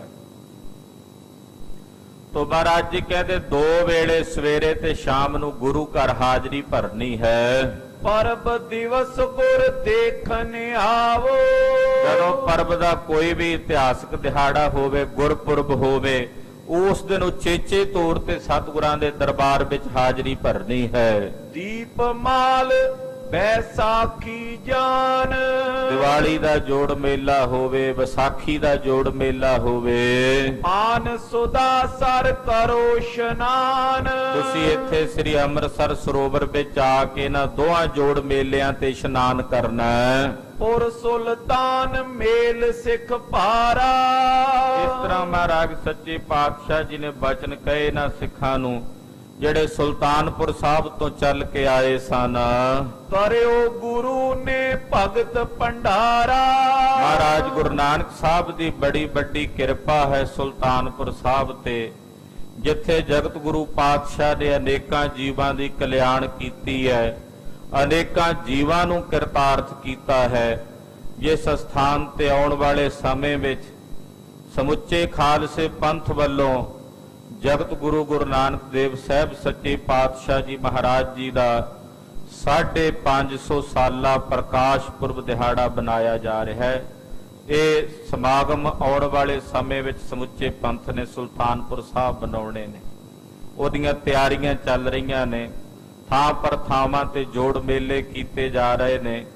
ਗੁਰੂ ਸਾਹਿਬ ਜੀ ਦੇ ਪਾਵਨ ਪੁਰਬ ਨੂੰ ਸਮਰਪਿਤ ਸਮਾਗਮ ਕੀਤੇ ਜਾ ਰਹੇ ਨੇ, ਤਾਂ ਜੋ ਸਿੱਖਾਂ ਵਿੱਚ ਜਾਗਰਤੀ ਲਿਆਈ ਜਾ ਸਕੇ ਕਿ 550 ਸਾਲਾ ਮਹਾਰਾਜ ਗੁਰੂ ਨਾਨਕ ਪਾਤਸ਼ਾਹ ਦਾ ਸਮੁੱਚੇ ਪੰਥ ਨੇ ਰਲ ਮਿਲ ਕੇ ਮਨਾਉਣਾ। ਉੱਥੋਂ ਇਹ ਸਿੱਖ ਆਏ ਸਨ ਜਿੱਥੇ ਗੁਰੂ ਨਾਨਕ ਸਾਹਿਬ ਨੇ ਭਗਤੀ ਦੇ ਭੰਡਾਰੇ ਖੋਲੇ ਹਨ। ਦੀਪਾ ਹੁਤੋ ਕਾਸਰਾ ਰੂਰ। ਇਸੇ ਤਰ੍ਹਾਂ ਇੱਕ ਹੋਰ ਸਿੱਖ ਮਹਾਰਾਜ ਜੀ ਕੋਲ ਆਇਆ, ਇਹਦਾ ਨਾਂ ਸੀ ਭਾਈ ਦੀਪਾ। ਕਾਸਰਾ ਇਹਦਾ ਗੋਤ ਸੀ। ਸ਼੍ਰੀ ਅਰਜਨ ਕੇ ਰਹਿਤ ਹਜੂਰ। ਇਹ ਭਾਈ ਦੀਪਾ ਗੁਰੂ ਅਰਜਨ ਦੇਵ ਸਾਹਿਬ ਜੀ ਦੀ ਹਜ਼ੂਰੀ 'ਚ ਰਹਿੰਦਾ ਸੀ, ਮਹਾਰਾਜ ਜੀ ਦੇ ਚਰਨਾਂ 'ਚ ਰਹਿੰਦਾ ਸੀ। ਸੇਵਾ ਕਰੇ ਸਰਬ ਪ੍ਰਕਾਰ। ਸਰਬ ਪ੍ਰਕਾਰ ਨਾਲ ਹਰ ਵਕਤ ਮਹਾਰਾਜ ਜੀ ਦੀ ਸੇਵਾ ਵਿੱਚ ਹਾਜ਼ਰ ਰਹਿੰਦਾ ਸੀ ਭਾਈ ਦੀਪਾ। ਜੋ ਸਿੱਖ ਆਏ ਗੁਰੂ ਦਰਬਾਰ। ਜਿਹੜੇ ਸਿੱਖ ਸਤਿਗੁਰਾਂ ਦੇ ਦਰਬਾਰ ਵਿੱਚ ਚੱਲ ਕੇ ਆਉਂਦੇ ਸਨ, ਉੱਤਮ ਭੋਜਨ ਕਰ ਅਚਵਾਵੇ। ਉੱਤਮ ਭੋਜਨ ਤਿਆਰ ਕਰਕੇ ਭਾਈ ਦੀਪਾ ਜੀ ਉਹਨਾਂ ਸਾਰੇ ਸਿੱਖਾਂ ਨੂੰ ਛਕਾਉਂਦੇ ਹਨ। ਤਿਨ ਕੀ ਝੂਠ ਆਪ ਲੇਖਾਵੇ। ਔਰ ਉਹਨਾਂ ਗੁਰਸਿੱਖਾਂ ਨੂੰ ਛਕਾ ਕੇ ਪਿੱਛੇ ਬਚਿਆ ਹੋਇਆ ਆਪ ਛਕਦੇ ਹਨ। ਸਿੱਖਨ ਕੇ ਪਗ ਧੋਵਨ ਕਰੇ। ਭਾਈ ਦੀਪਾ ਜੀ ਇੰਨੀ ਸੇਵਾ ਕਰਦੇ ਗੁਰਸਿੱਖਾਂ ਦੀ, ਆਏ ਹੋਏ ਗੁਰਸਿੱਖਾਂ ਦੇ ਚਰਨ ਧੋਣੇ ਗਰਮ ਜਲ ਨਾਲ। ਜਿਹੜੇ ਪੈਦਲ ਚੱਲ ਕੇ ਆਉਂਦੇ ਸਨ ਉਹਨਾਂ ਦੇ ਚਰਨ ਧੋਣੇ, ਮੁੱਠੀ ਚਾਪੀ ਕਰਨੀ। ਥਕਤ ਹੋਏ ਤਿਸ ਚਾਪੀ ਭਰੇ। ਜਿਹੜਾ ਗੁਰਸਿੱਖ ਕੋਈ ਥੱਕਿਆ ਹੋਣਾ ਉਹਦੀ ਮੁੱਠੀ ਚਾਪੀ ਕਰਨੀ। ਖਾਲਸੇ ਦੇ ਬੋਲੇ 'ਚ ਰੁੱਗੇ ਛਕਾਣਾ ਕਹਿੰਦੇ ਨੇ, ਨਿਹੰਗ ਸਿੰਘਾਂ ਦੇ ਬੋਲਿਆਂ 'ਚ ਜਿਵੇਂ ਮੁੱਠੀ ਚਾਪੀ ਆਪਾਂ ਕਹਿ ਦਿੰਦੇ ਆ, ਤੇ ਨਿਹੰਗ ਸਿੰਘਾਂ ਦੇ ਬੋਲਿਆਂ ਦੇ ਵਿੱਚ ਰੁੱਗੇ ਛਕਾਣਾ ਕਹਿੰਦੇ, ਵੀ ਰੁੱਗੇ ਛਕਾਉਂਦੇ ਆ। ਕਹਿੰਦੇ ਭਾਈ ਦੀਪਾ ਜੀ ਸਿੱਖਾਂ ਨੂੰ ਰੁੱਗੇ ਛਕਾਉਂਦੇ, ਯਾਨੀ ਕਿ ਆਪਣੇ ਹੱਥਾਂ ਨਾਲ ਉਹਨਾਂ ਦੇ ਚਰਨ ਘੁੱਟਦੇ ਨੇ ਔਰ ਉਹਨਾਂ ਨੂੰ ਅਨੇਕ ਪ੍ਰਕਾਰ ਨਾਲ ਸੇਵਾ ਕਰਕੇ ਪ੍ਰਸੰਨ ਕਰਦੇ ਨੇ। ਨਗਨ ਦੇਖ ਕਰ ਵਸਤਰ ਉਡਾਵੇ। ਭਾਈ ਦੀਪਾ ਜੀ ਯਤਨ ਕਰਦੇ ਨੇ ਵੀ ਜੇ ਕੋਈ ਸਿੱਖ ਜਿਹਦੇ ਕੋਲ ਤਨ ਤੇ ਕੱਪੜਾ ਨਹੀਂ ਹੈ ਤਾਂ ਯਤਨ ਕਰਕੇ ਉਹਦੇ ਤਨ ਤੇ ਕੱਪੜਾ ਪਾ ਕੇ ਉਹਦਾ ਤਨ ਕੱਜਦੇ ਹਨ। ਚਰਚਾ ਗੁਰੂ ਸ਼ਬਦ ਨਿਤ ਪਾਵੇ। ਔਰ ਰੋਜ਼ ਉਹਨਾਂ ਸਿੱਖਾਂ ਵਿੱਚ ਬਹਿ ਕੇ ਸ਼ਬਦ ਦੀ ਚਰਚਾ ਕਰਦੇ ਨੇ, ਗੁਰਬਾਣੀ ਦੀ ਚਰਚਾ ਕਰਦੇ ਹਨ। ਸ਼੍ਰੀ ਅਰਜਨ ਪ੍ਰਸੰਨ ਹੋਏ ਕਹਿਓ। ਭਾਈ ਦੀਪਾ ਜੀ ਦੀ ਇਹ ਸੇਵਾ, ਇਹ ਘਾਲਣਾ ਵੇਖ ਕੇ ਇੱਕ ਦਿਨ ਜਗਤ ਗੁਰੂ ਗੁਰੂ ਅਰਜਨ ਦੇਵ ਸਾਹਿਬ ਜੀ ਮਹਾਰਾਜ ਜੀ ਪ੍ਰਸੰਨ ਹੋ ਕੇ ਬੋਲੇ, ਦੀਪ ਪ੍ਰਕਾਸ਼ ਦੀਪ ਤੇ ਲਿਓ। ਮਹਾਰਾਜ ਜੀ ਕਹਿੰਦੇ ਦੀਪਾ ਨਾ ਹੈ, ਤੇ ਜਿਵੇਂ ਦੀਵਾ ਦੀਵੇ ਤੋਂ ਜਗ ਕੇ ਪ੍ਰਕਾਸ਼ਮਾਨ ਹੋ ਜਾਂਦਾ, ਏਦਾਂ ਇਹ ਦੀਪਾ ਵੀ ਦੀਪਕ ਤੋਂ ਜਲ ਕੇ, ਗੁਰੂ ਨਾਨਕ ਦੇ ਘਰ ਦੇ ਦੀਪਕ ਤੋਂ, ਗਿਆਨ ਦੀਪਕ ਤੋਂ ਜਲ ਕੇ ਦੀਵੇ ਸਮਾਨ ਪ੍ਰਕਾਸ਼ ਵਾਲਾ ਹੋ ਗਿਆ। ਅੰਧਕਾਰ ਕੋ ਹੋਤ ਵਿਨਾਸ਼, ਜਿਵੇਂ ਦੀਵਾ ਜਗਦਿਆਂ ਹਨੇਰਾ ਚਲਿਆ ਜਾਂਦਾ ਹੈ, ਤਿਮ ਦੀਪੇ ਕੋ ਗਿਆਨ ਪ੍ਰਕਾਸ਼। ਇਸੇ ਤਰ੍ਹਾਂ ਭਾਈ ਦੀਪਾ ਜੀ ਦੇ ਹਿਰਦੇ 'ਚ ਗਿਆਨ ਦਾ ਪ੍ਰਕਾਸ਼ ਹੋ ਗਿਆ ਹੈ। ਹਮਨੇ ਇਹ ਦੀਪਕ ਸਮ ਕਰਿਓ। ਮਹਾਰਾਜ ਜੀ ਕਹਿੰਦੇ ਅਸੀਂ ਭਾਈ ਦੀਪੇ ਨੂੰ ਦੀਵੇ ਦੇ ਸਮਾਨ ਕਰ ਦਿੱਤਾ ਹੈ। ਜਿਵੇਂ ਇੱਕ ਦੀਵਾ ਹੋਰ ਕਈ ਦੀਵਿਆਂ ਨੂੰ ਜਗਾ ਸਕਦਾ ਹੈ, ਏਦਾਂ ਭਾਈ ਦੀਪਾ ਜਿੱਥੇ ਆਪ ਦੀਵਾ ਬਣ ਗਿਆ ਗਿਆਨ ਸਹਿਤ, ਉੱਥੇ ਆਪਣੀ ਸੰਗਤ ਕਰਨ ਵਾਲਿਆਂ ਦੇ ਹਿਰਦਿਆਂ ਵਿੱਚ ਵੀ ਗਿਆਨ ਪੈਦਾ ਕਰੇਗਾ, ਹੋਰਨਾਂ ਦੇ ਹਿਰਦਿਆਂ ਵਿੱਚ ਵੀ ਗਿਆਨ ਜਗਾਵੇਗਾ। ਜੋ ਇਸ ਮਿਲੇ ਸੋ ਨਿਸ਼ਚੈ ਤਰਿਓ। ਜਿਹੜਾ ਇਹਨਾਂ ਨੂੰ ਮਿਲੇਗਾ ਉਹਦੇ ਹਿਰਦੇ ਵਿੱਚ ਭਾਈ ਨਿਸ਼ਚਾ ਬਣੇਗਾ ਪ੍ਰਮਾਤਮਾ ਦਾ, ਉਹ ਨਿਸ਼ਚੈ ਹੀ ਤਰ ਜਾਵੇਗਾ। ਇਸ ਪ੍ਰਕਾਰ ਜਿਨ ਸੇਵ ਕਮਾਈ, ਸੋ ਨਿਸਤਰੇ ਗੁਰੂ ਸ਼ਰਨਾਈ। ਇਸ ਪ੍ਰਕਾਰ ਨਾਲ ਜਿਨ੍ਹਾਂ ਜਿਨ੍ਹਾਂ ਸਿੱਖਾਂ ਨੇ ਸਤਿਗੁਰਾਂ ਦੀ ਸੇਵਾ ਕੀਤੀ, ਉਹ ਸਿੱਖੇ ਸੰਸਾਰ ਤੋਂ ਤਰ ਗਏ। ਦੋਹਰਾ ਇਸ ਪ੍ਰਕਾਰ ਸ਼੍ਰੀ ਸਤਿਗੁਰੂ ਕਰਤ ਸੁਦਾ ਸਰਬਾਸ। ਇਸ ਪ੍ਰਕਾਰ ਨਾਲ ਸਤਿਗੁਰੂ ਗਰੀਬ ਨਵਾਜ ਸੱਚੇ ਪਾਤਸ਼ਾਹ ਧੰਨ ਗੁਰੂ ਅਰਜਨ ਦੇਵ ਸਾਹਿਬ ਜੀ ਮਹਾਰਾਜ ਸ੍ਰੀ ਅੰਮ੍ਰਿਤਸਰ ਸਾਹਿਬ ਵਿਖੇ ਨਿਵਾਸ ਕਰ ਰਹੇ ਨੇ। ਸੰਗਤ ਆਵੇ ਦਰਸ ਕੋ, ਸ਼੍ਰੀ ਗੁਰ ਅਰਜਨ ਪਾਸ। ਬੇਅੰਤ ਸੰਗਤਾਂ ਚੱਲ ਕੇ ਆਉਂਦੀਆਂ ਨੇ ਧੰਨ ਗੁਰੂ ਅਰਜਨ ਦੇਵ ਸਾਹਿਬ ਜੀ ਮਹਾਰਾਜ ਜੀ ਦੇ ਦਰਸ਼ਨ ਕਰਨ ਵਾਸਤੇ। ਚੌਪਈ ਏਕ ਕਪੂਰ ਤੇ ਹੋ ਸਿੱਖ ਭਾਰੀ। ਇਸੇ ਤਰ੍ਹਾਂ ਇੱਕ ਹੋਰ ਸਿੱਖ ਮਹਾਰਾਜ ਜੀ ਦੇ ਚਰਨਾਂ 'ਚ ਆਇਆ, ਇਹਦਾ ਨਾਂ ਹੈ ਭਾਈ ਕਪੂਰ ਦਿਓ। ਸੁਤ ਬਨਤਾ ਜਤ ਸਿੱਖੀ ਤਾਰੀ। ਇਹਨੇ ਆਪਣੇ ਪੁੱਤਰਾਂ ਤੇ ਪਰਿਵਾਰਾਂ ਸਮੇਤ ਮਹਾਰਾਜ ਜੀ ਦੇ ਚਰਨਾਂ 'ਚੋਂ ਆ ਕੇ ਸਿੱਖੀ ਧਾਰਨ ਕੀਤੀ ਹੈ। ਸੇਵਾ ਕਰ ਪ੍ਰਸੰਨ ਸਿੱਖ ਕਰੇ। ਸੇਵਾ ਕਰਕੇ ਸਤਿਗੁਰਾਂ ਨੂੰ ਇਹਨੇ ਭਾਰੀ ਪ੍ਰਸੰਨ ਕੀਤਾ ਹੈ। ਬੜੋ ਪ੍ਰੇਮ ਮਿਲਬੋ ਜਬ ਤਰੇ। ਬੜਾ ਵੱਡਾ ਭਾਰੀ ਪ੍ਰੇਮ ਇਹਦੇ ਹਿਰਦੇ ਵਿੱਚ ਹੈ ਸਤਿਗੁਰਾਂ ਦੇ ਚਰਨਾਂ ਦਾ। ਇੱਕ ਦਿਨ ਸ਼੍ਰੀ ਅਰਜਨ ਕੋ ਪੁੱਛਾ। ਇੱਕ ਦਿਨ ਭਾਈ ਕਪੂਰ ਦੇਓ ਜੀ ਨੇ ਪੰਜਵੇਂ ਪਾਤਸ਼ਾਹ ਨੂੰ ਬੇਨਤੀ ਕਰਕੇ ਪੁੱਛਿਆ, ਸਿੱਖ ਪਿਆਰੋ ਤੁਮਰੋ ਔਰ ਸੂਛਾ। ਮਹਾਰਾਜ ਸੱਚੇ ਪਾਤਸ਼ਾਹ ਜੀ ਨੂੰ ਕਹਿਣ ਲੱਗੇ, ਸਤਿਗੁਰੂ ਜੀ ਆਪ ਜੀ ਦੇ ਹਿਰਦੇ ਦੇ ਵਿੱਚ ਗੁਰਸਿੱਖਾਂ ਦਾ ਪਿਆਰ ਹੈ। ਤਿਨ ਕੋ ਦਰਸ਼ਨ ਮੋਏ ਕਰਾਵੋ।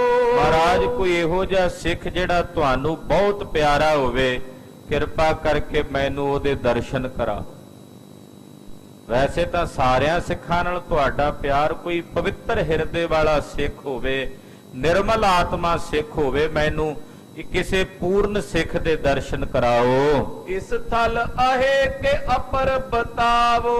ਮਹਾਰਾਜ ਕੋਈ ਪੂਰਨ ਸਿੱਖ ਹੋਵੇ ਜਿਹਦੇ ਮੈਂ ਦਰਸ਼ਨ ਕਰਾਂ। ਜੇ ਉਹ ਇੱਥੇ ਰਹਿੰਦਾ ਅੰਮ੍ਰਿਤਸਰ ਤਾਂ ਇੱਥੇ ਕਰ ਲਵਾਂ, ਜੇ ਕਿਸੇ ਹੋਰ ਸ਼ਹਿਰ ਵਿੱਚ ਹੈ ਤਾਂ ਉੱਥੇ ਜਾ ਕੇ ਕਰ ਲਵਾਂ। ਸ਼੍ਰੀ ਮੁਖ ਤੇ ਫੁਰਮਾਵਨ ਕੀਏ ਤੈ। ਧੰਨ ਗੁਰੂ ਅਰਜਨ ਦੇਵ ਸਾਹਿਬ ਜੀ ਮਹਾਰਾਜ ਜੀ ਬੋਲੇ, ਸੰਮਨ ਹੈ ਸ਼ਹਿਬਾਜਪੁਰੇ ਮੈਂ। ਮਹਾਰਾਜ ਜੀ ਕਹਿੰਦੇ ਭਾਈ ਕਪੂਰ ਦੇਵ ਜੀ ਸਾਡਾ ਇੱਕ ਪਿਆਰਾ ਸਿੱਖ ਹੈ, ਪੂਰਨ ਸਿੱਖ ਹੈ, ਜਿਹੜਾ ਸਹਬਾਜਪੁਰੇ ਨਗਰ ਵਿੱਚ ਰਹਿੰਦਾ ਔਰ ਉਹਦਾ ਨਾਮ ਭਾਈ ਸੰਮਣ ਹੈ। ਸੁਨਤ ਕਪੂਰ ਦੇਵ ਤੈ ਗਇਓ। ਭਾਈ ਕਪੂਰ ਦੇਵ ਜੀ ਨੇ ਮਹਾਰਾਜ ਜੀ ਦੇ ਬਚਨ ਸੁਣੇ ਤੇ ਉਸ ਨਗਰ ਵਿੱਚ ਗਏ, ਸਹਬਾਜਪੁਰ ਪਹੁੰਚੇ। ਸੰਮਣ ਸੰਗ ਮੇਲ ਤਿਨ ਕੀਓ। ਭਾਈ ਸੰਮਣ ਨੂੰ ਜਾ ਕੇ ਮਿਲੇ, ਭਾਈ ਸੰਮਣ ਦੇ ਦਰਸ਼ਨ ਕੀਤੇ। ਸੇਵਾ ਕਰ ਨਿਜ ਸਦਨ ਉਤਾਰਾ। ਭਾਈ ਸੰਮਣ ਨੇ ਭਾਈ ਕਪੂਰ ਦੇਵ ਜੀ ਦੀ ਸੇਵਾ ਕਰਕੇ ਆਪਣੇ ਘਰ ਚ ਉਹਨਾਂ ਦਾ ਉਤਾਰਾ ਕੀਤਾ। ਆਪ ਕਰਨ ਲਾਗਿਓ ਅਸਕਾਰਾ। ਉਹਨਾਂ ਨੂੰ ਬਿਠਾ ਕੇ ਤੇ ਆਪ ਭਾਈ ਸੰਮਣ ਜੀ ਕੋਈ ਕੰਮ ਕਰ ਰਹੇ ਨੇ, ਕਿਸੇ ਕੰਮ ਚ ਰੁੱਝੇ ਹੋਏ ਨੇ। ਈਂਧਨ ਅਧਿਕ ਮੋਲ ਕੋ ਆਨਾ। ਕੀ ਕੰਮ ਕਰ ਰਹੇ ਨੇ? ਲੱਕੜਾਂ ਇਕੱਠੀਆਂ ਕਰ ਰਹੇ ਨੇ, ਬਹੁਤ ਸਾਰੀਆਂ ਲੱਕੜਾਂ ਮੁੱਲ ਖਰੀਦ ਕੇ ਲੈ ਕੇ ਆਏ ਨੇ। ਸਭ ਸ਼ਤਰੰਜੀ ਤਿਆਰ ਸੁਠਾਨਾ। ਇੱਕ ਸੱਪ ਤਿਆਰ ਕਰ ਰਹੇ ਨੇ ਸਤਰੰਜੀ, ਜਿਵੇਂ ਫੂੜੀ ਹੁੰਦੀ ਹੈ ਬੈਠਣ ਵਾਸਤੇ ਸੰਗਤ ਦੇ ਥੱਲੇ, ਜਿਹੜਾ ਕੋਈ ਮਰ ਜਾਏ ਬੰਦਾ ਤੇ ਉਸ ਵੇਲੇ ਵਿਛਾਈ ਜਾਂਦੀ ਹੈ, ਉਹ ਤਿਆਰ ਕਰ ਰਹੇ, ਆਪਣੇ ਹੱਥੀਂ ਬਣਾ ਰਹੇ ਨੇ। ਅਪਰ ਸਮਗਰੀ ਬਸਤਰ ਆਦ।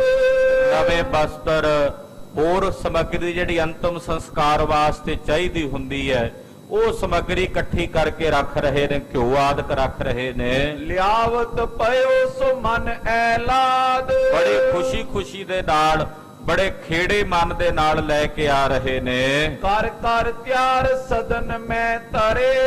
ਘਿਓ, ਖੰਡ ਤੇ ਇਸੇ ਤਰ੍ਹਾਂ ਹੋਰ ਲੱਕੜਾਂ, ਹੋਰ ਬਹੁਤ ਸਾਰੀ ਸਮੱਗਰੀ ਬਸਤਰ ਆਦਿਕ ਜਿਹੜੇ ਨੇ ਲਿਆ ਕੇ ਘਰ ਰੱਖ ਰਹੇ ਨੇ। ਵਾਹਿਗੁਰੂ ਮੁਖ ਨਾਮ ਉਚਰੇ। ਨਾਲ ਨਾਲ ਵਾਹਿਗੁਰੂ ਵਾਹਿਗੁਰੂ ਵਾਹਿਗੁਰੂ ਜਪ ਰਹੇ ਨੇ। ਕਪੂਰ ਦਿਓ ਸਭ ਪੇਖਤ ਰਿਓ। ਭਾਈ ਕਪੂਰ ਦੇਵ ਜੀ ਭਾਈ ਸੰਮਣ ਨੂੰ ਇਹ ਸਾਰਾ ਕੁਝ ਕਰਦਿਆਂ ਵੇਖ ਰਹੇ ਹਨ। ਜੈ ਪ੍ਰਕਾਰ ਕਰਤ ਵੋ ਲਇਓ। ਜਿਵੇਂ ਭਾਈ ਸੰਮਣ ਜੀ ਕਰ ਰਹੇ ਸਨ, ਉਹ ਸਭ ਕੁਝ ਵੇਖ ਰਹੇ ਨੇ ਭਾਈ ਕਪੂਰ ਦੇਵ ਜੀ। ਜਬ ਕਰ ਕਾਰ ਆਇਓ ਟਿਕ ਸੋਏ। ਜਦੋਂ ਸਾਰਾ ਕੰਮ ਨਿਬੇੜ ਕੇ ਵਿਹਲੇ ਹੋ ਕੇ ਭਾਈ ਸੰਮਣ ਜੀ ਭਾਈ ਕਪੂਰ ਦੇਵ ਜੀ ਕੋਲ ਆਏ। ਕਪੂਰ ਦੇਵ ਪਿਖ ਬਿਸਮੈ ਹੋਏ। ਭਾਈ ਕਪੂਰ ਦੇਵ ਜੀ ਬੜੀ ਹੈਰਾਨੀ ਨਾਲ ਵੇਖ ਰਹੇ ਸੀ ਵੀ ਇਹ ਸੰਸਕਾਰ ਦੀਆਂ ਚੀਜ਼ਾਂ ਨੇ ਸਾਰੀਆਂ, ਅੰਤਮ ਸੰਸਕਾਰ ਦੀਆਂ, ਇਹ ਕਿਉਂ ਇਕੱਠੀਆਂ ਕੀਤੀਆਂ ਨੇ ਇਹਨਾਂ ਨੇ। ਬੈਠ ਨਿਕਟ ਤਿਨ ਪੂਛੀ ਫੇਰ। ਕਪੂਰ ਦੇਵ ਪੁੱਛਣ ਲੱਗਾ ਭਾਈ ਸੰਮਣ ਦੇ ਕੋਲ ਬਹਿ ਕੇ, ਧੰਨ ਪਾਗ ਤੁਮ ਦਰਸ਼ਨ ਹੇਰ। ਪਰ ਭਾਈ ਸੰਮਣ ਜੀ ਕੁਝ ਨਹੀਂ ਬੋਲੇ। ਭਾਈ ਸੰਮਣ ਜੀ ਕਹਿੰਦੇ ਧੰਨ ਭਾਗ ਹਨ ਮੇਰੇ, ਦਇਆ ਕਰੀ ਦਰਸ਼ਨ ਦੀਏ ਆਨੋ। ਤੁਸੀਂ ਆਪ ਆ ਕੇ ਮੈਨੂੰ ਘਰ ਵਿੱਚ ਦਰਸ਼ਨ ਦਿੱਤੇ ਹਨ। ਕੌਣ ਕਾਜ ਮੁਖ ਕਰੋ ਬਖਾਨੋ। ਭਾਈ ਸੰਮਣ ਜੀ ਕਹਿੰਦੇ ਕਪੂਰ ਦੇਵ ਜੀ ਕਿਰਪਾ ਕਰਕੇ ਦੱਸੋ ਮੈਂ ਤੁਹਾਡੇ ਕਿਹੜੇ ਕੰਮ ਆ ਸਕਦਾ। ਕਯੋ ਕਪੂਰ ਦਿਓ ਕਿਆ ਕਰੇ। ਸੁਣ ਕੇ ਕਪੂਰ ਦੇਵ ਜੀ ਬੋਲੇ, ਕਹਿਣ ਲੱਗੇ ਜੀ ਕੀ ਕਰ ਰਹੇ ਸੀ ਤੁਸੀਂ, ਆ ਜੋ ਕੁਝ ਕਰ ਰਹੇ ਸੀ। ਮੋਏ ਗੁਰ ਪਟਿਓ ਨਾ ਟਿਗ ਕੁਛ ਥਿਰੇ। ਮੈਨੂੰ ਸਤਿਗੁਰਾਂ ਨੇ ਤੁਹਾਡੇ ਕੋਲ ਭੇਜਿਆ ਤੇ ਤੁਸੀਂ ਮੇਰੇ ਕੋਲ ਬਹਿੰਦੇ ਹੀ ਨਹੀਂ ਪਏ। ਪਤਾ ਨਹੀਂ ਕਦੇ ਲੱਕੜਾਂ ਇਕੱਠੀਆਂ ਕਰੀ ਜਾਂਦੇ ਹੋ, ਕਦੇ ਕੁਝ ਕਰੀ ਜਾਂਦੇ ਹੋ, ਕਦੇ ਕੁਝ ਕਰੀ ਜਾਂਦੇ ਹੋ, ਮੇਰੇ ਕੋਲ ਬੈਠੇ ਹੀ ਨਹੀਂ ਤੁਸੀਂ। ਮੈਨੂੰ ਚੇਚੇ ਤੌਰ ਤੇ ਸਤਿਗੁਰਾਂ ਨੇ ਤੁਹਾਡੇ ਕੋਲ ਭੇਜਿਆ ਹੈ। ਕਹਿਤ ਪਇਓ ਇਹ ਕਾਜ ਜ਼ਰੂਰ। ਭਾਈ ਸੰਮਣ ਜੀ ਕਹਿਣ ਲੱਗੇ ਕਪੂਰ ਦੇਵ ਜੀ ਇਹਨਾਂ ਚੀਜ਼ਾਂ ਦੀ ਬੜੀ ਜ਼ਰੂਰਤ ਪੈਣੀ ਹੈ ਕੱਲ ਨੂੰ, ਇਹ ਬਹੁਤ ਜ਼ਰੂਰੀ ਕੰਮ ਸੀ ਜਿਹੜਾ ਮੈਂ ਕਰਦਾ ਸੀ।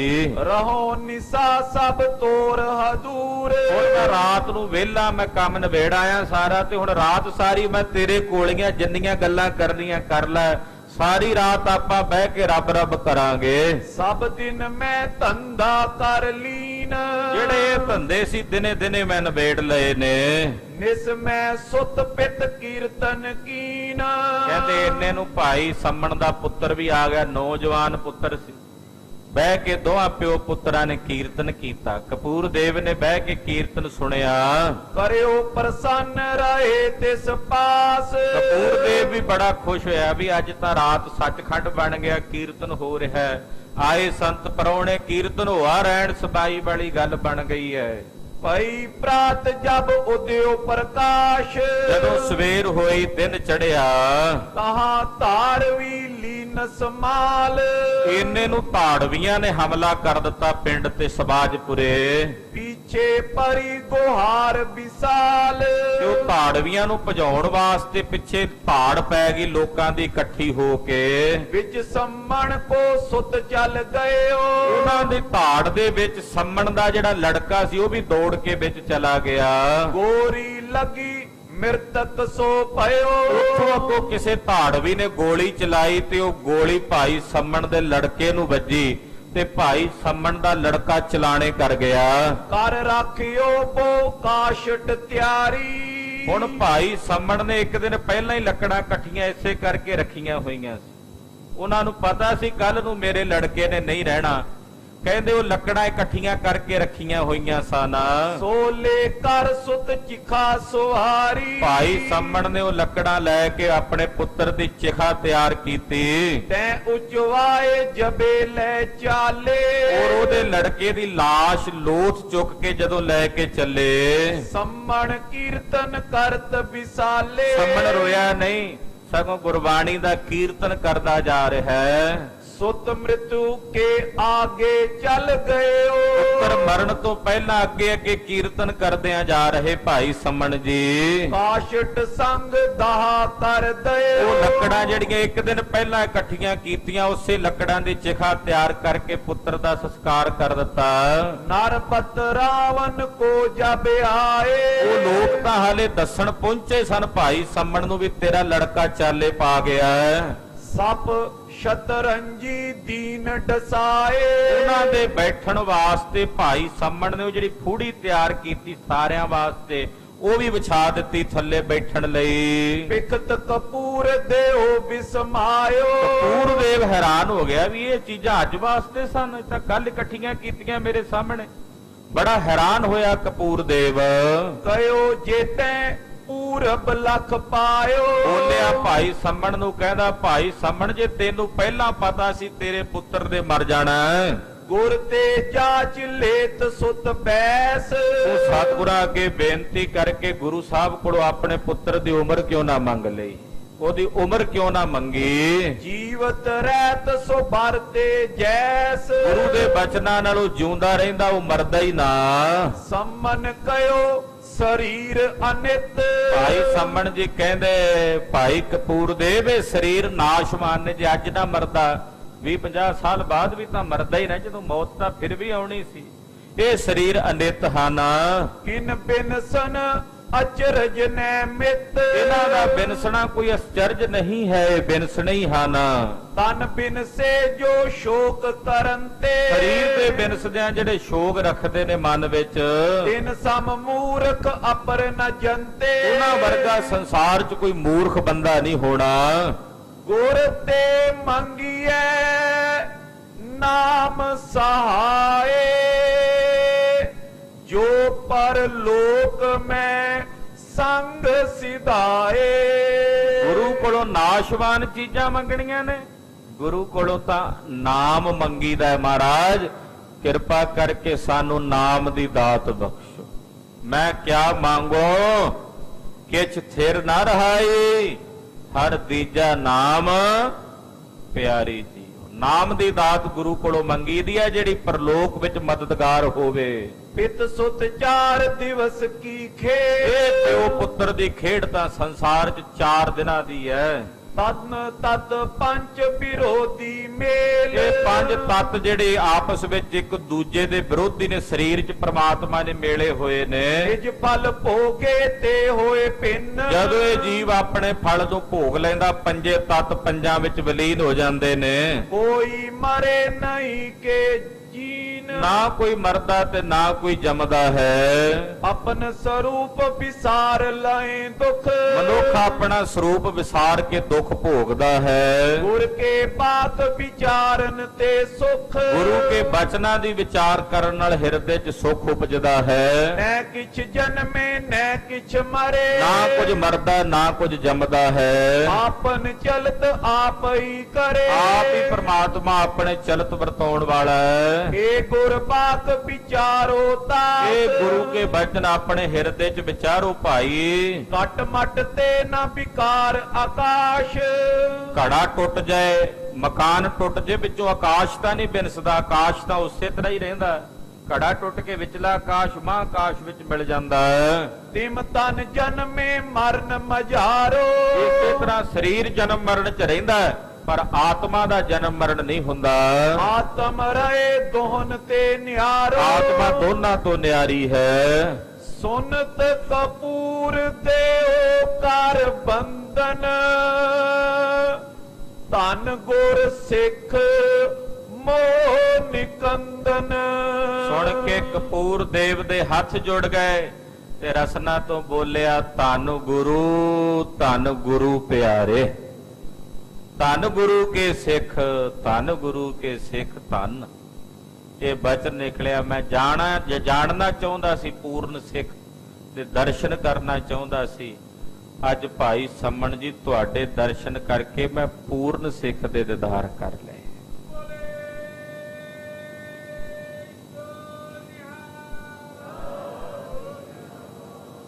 ਵਾਹਿਗੁਰੂ ਵਾਹਿਗੁਰੂ ਵਾਹਿਗੁਰੂ ਵਾਹਿਗੁਰੂ